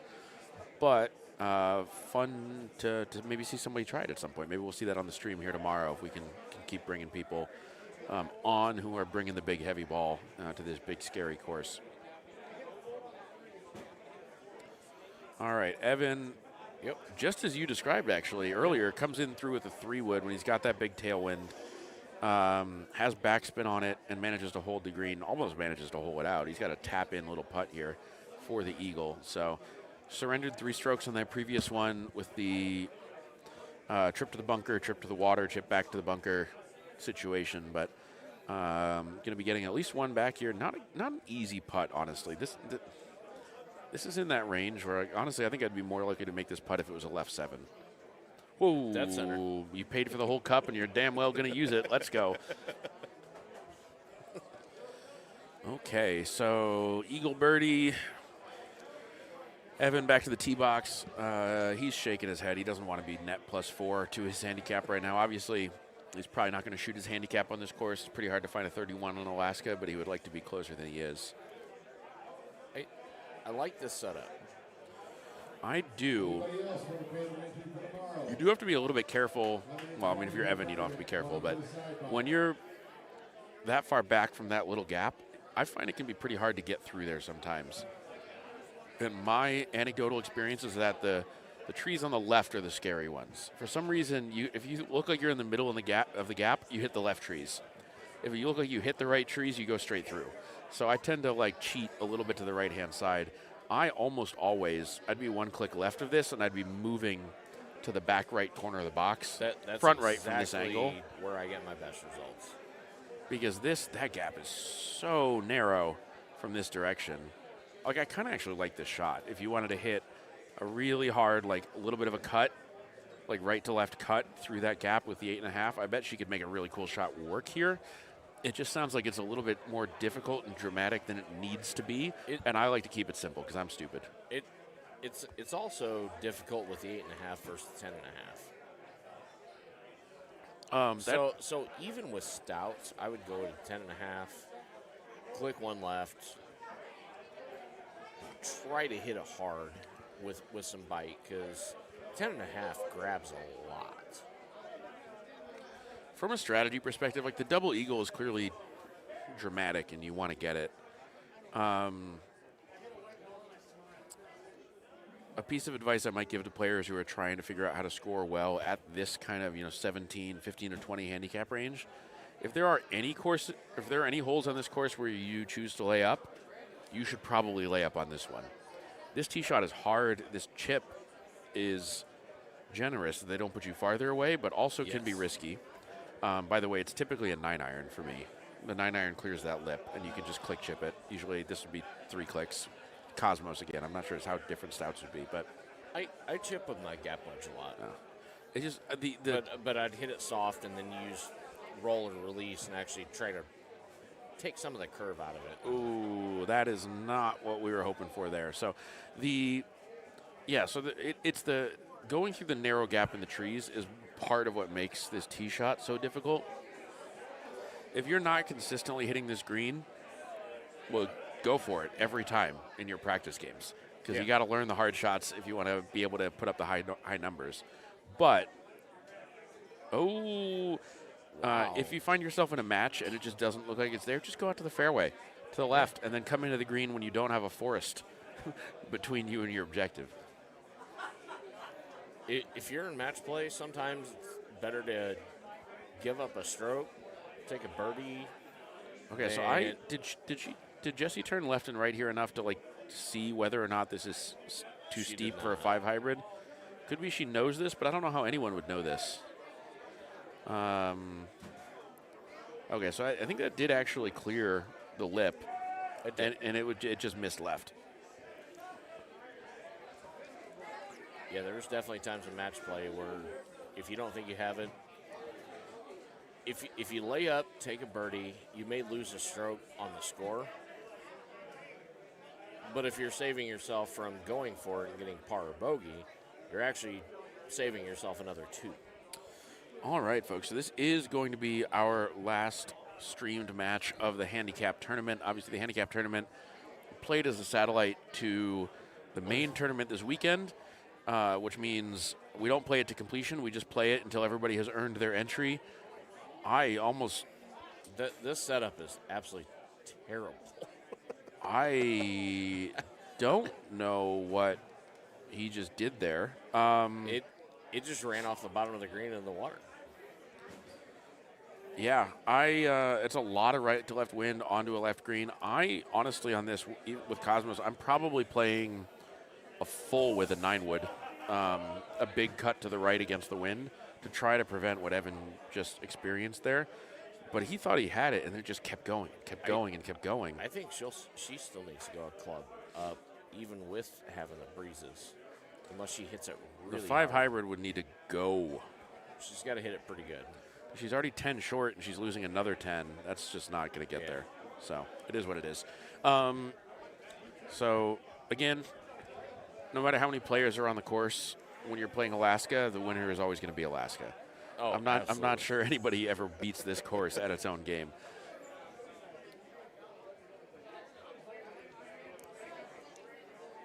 Oh, so I'm going back to what I said earlier. If I'm playing somebody like this, where I'm mediocre, decent player, I would like to play somebody of his caliber on one of these courses, because there's been multiple holes on this where he's given a chance back. Oh yeah. And so it's not foolproof. I mean, you look at the leaderboard all the time, they're always up at the top. But there are those games. Yeah, so Evan is shooting what I like to call a Nate Webb score right now, and he is not too happy about it. He's on pace for a 26, I believe, if he plays these 4 tough holes perfectly. Not the kind of number that he would typically be chasing. We've seen him hit this high 9-wood full here a couple times. This had a slightly longer look. And apologies, I thought he was going to set up and do the full. I thought he was about to click out one more. He hit the high 9-wood, which is usually a 260. With this wind, it'd be 290 and a bit, but with a cut on it that took a lot of yardage off there. If the wind is going to the left at all, I like to go from the right side and curve around that way, because the green actually helps you slow down if you're cutting it from the right. Very, very true. I think in the case where you're playing the high tee and you know you're not going to have enough spin, but you do have this tailwind, I do kind of like Evan's idea there, which we saw him do successfully in his practice games, which is land short in the rough and then hop onto the green. And to do that, you do have to come from the left. There's just not a lot of rough on the right. Okay, so that... With this setup, I definitely would do exactly what he did. Okay, so Evan... I think can click chip. Tends to be more of a traditional chipper, though. Let's see what he looks at here. Yep. So Evan click chips with uniquely and only his drivers and maybe woods. But when it comes to irons and wedges, apparently it's just a traditional pullback chip. Interesting. I wonder how many people are in that category. Okay, so 13 strokes up. That misadventure on the drivable par 5 having hurt Jessie a little bit. Evan just needs to find 1 to 2 more strokes. I think it's 2 in these next 3 very challenging holes. Interesting setup here on the 18th green. This is very interesting with that wind, too, because you have to cut it with Cosmos to try to stay on the green. I'm not sure that that's true here. If you land like the very right side of the green with backspin, and you can let it move all the way across. I mean, I would cut it, right? This is a pretty reasonable setup for like a 5-wood full, a one-click out 5-wood full here. What's Evan's distance going to be like? He's probably at about, what, 270? Yeah, that could be a little bit sketchy, but we will see what it looks like. So, folks in chat, I think it'll end up being either he's going to cut a 5-wood pretty hard or kind of cut a soft 3-wood where he's at. Yeah, the tailwind is actually the scarier part for me because you got to stop it once it gets to the green. And that can be harder. Well, that can be very hard. I can't say harder than finding the putting surface because if you don't find the putting surface, you're never stopping it anyway. Jesse just not getting it right to fight that wind.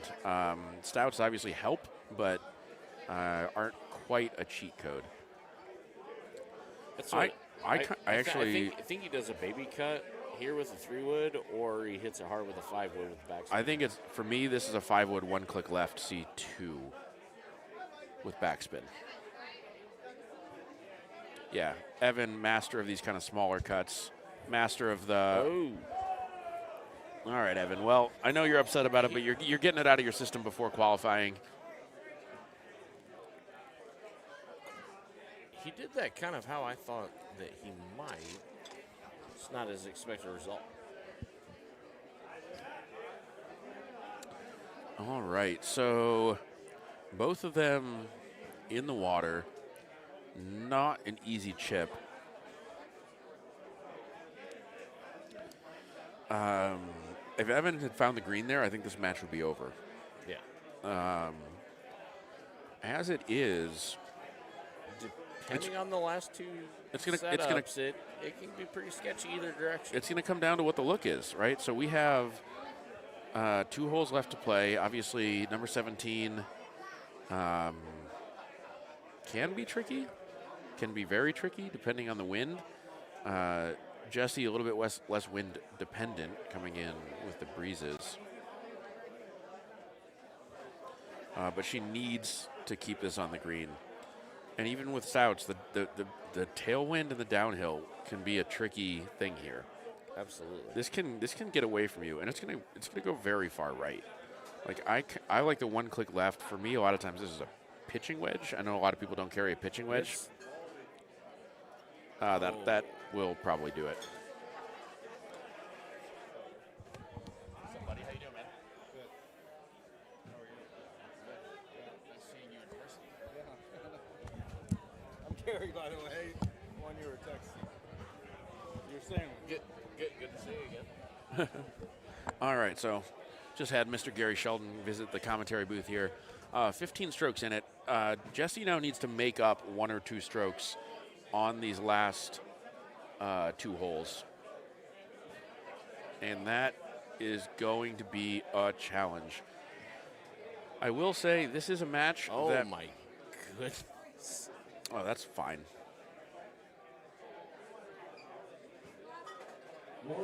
Oh, I thought we were going to see some fireworks. Making it look like it's nothing. I think he had his phone in his other hand. I don't think he even actually stood at the machine for that. He just hit it.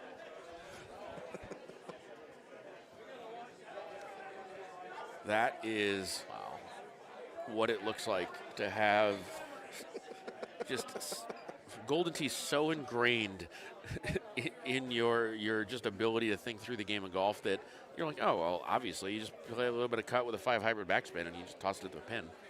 I would still be looking at this. I would be hitting, again, I think I would be hitting a one-click right 7-iron backspin C2. Maybe. It's almost too much tailwind for my 7-iron, actually. That's kind of what I'm thinking. Oh, that is just fine. What we needed. So Evan's obviously not going to miss that putt. He has been a little bit off his game today. So honestly, Jesse's best bet here is obviously to make this putt clean.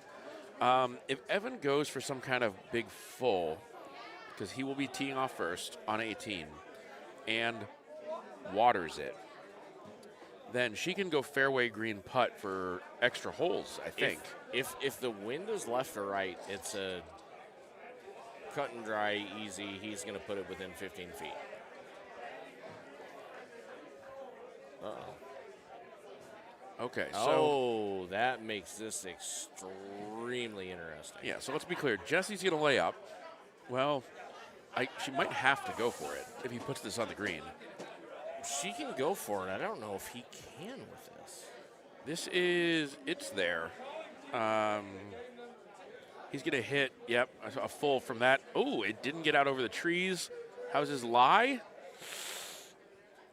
That's probably not the best sound to push through the mic, but I am nervous on his behalf. That is not going to be a fun next shot. He probably has a play for it. He's going to hit a punch 5 hybrid cut, but this was the absolute worst look that he could have encountered. So, she's making the right choice here, right? So there's a world where Evan bogeys this hole. If he goes for this green on the next shot and doesn't get it and has to play from the drop zone, he might get a bogey. If she can find a strategy that gets her a birdie here, she could be laying up and playing for birdie to win the match. This is, even with Stouts, that is a lot of wind. That's still 10. No, don't use bite. Don't use bite.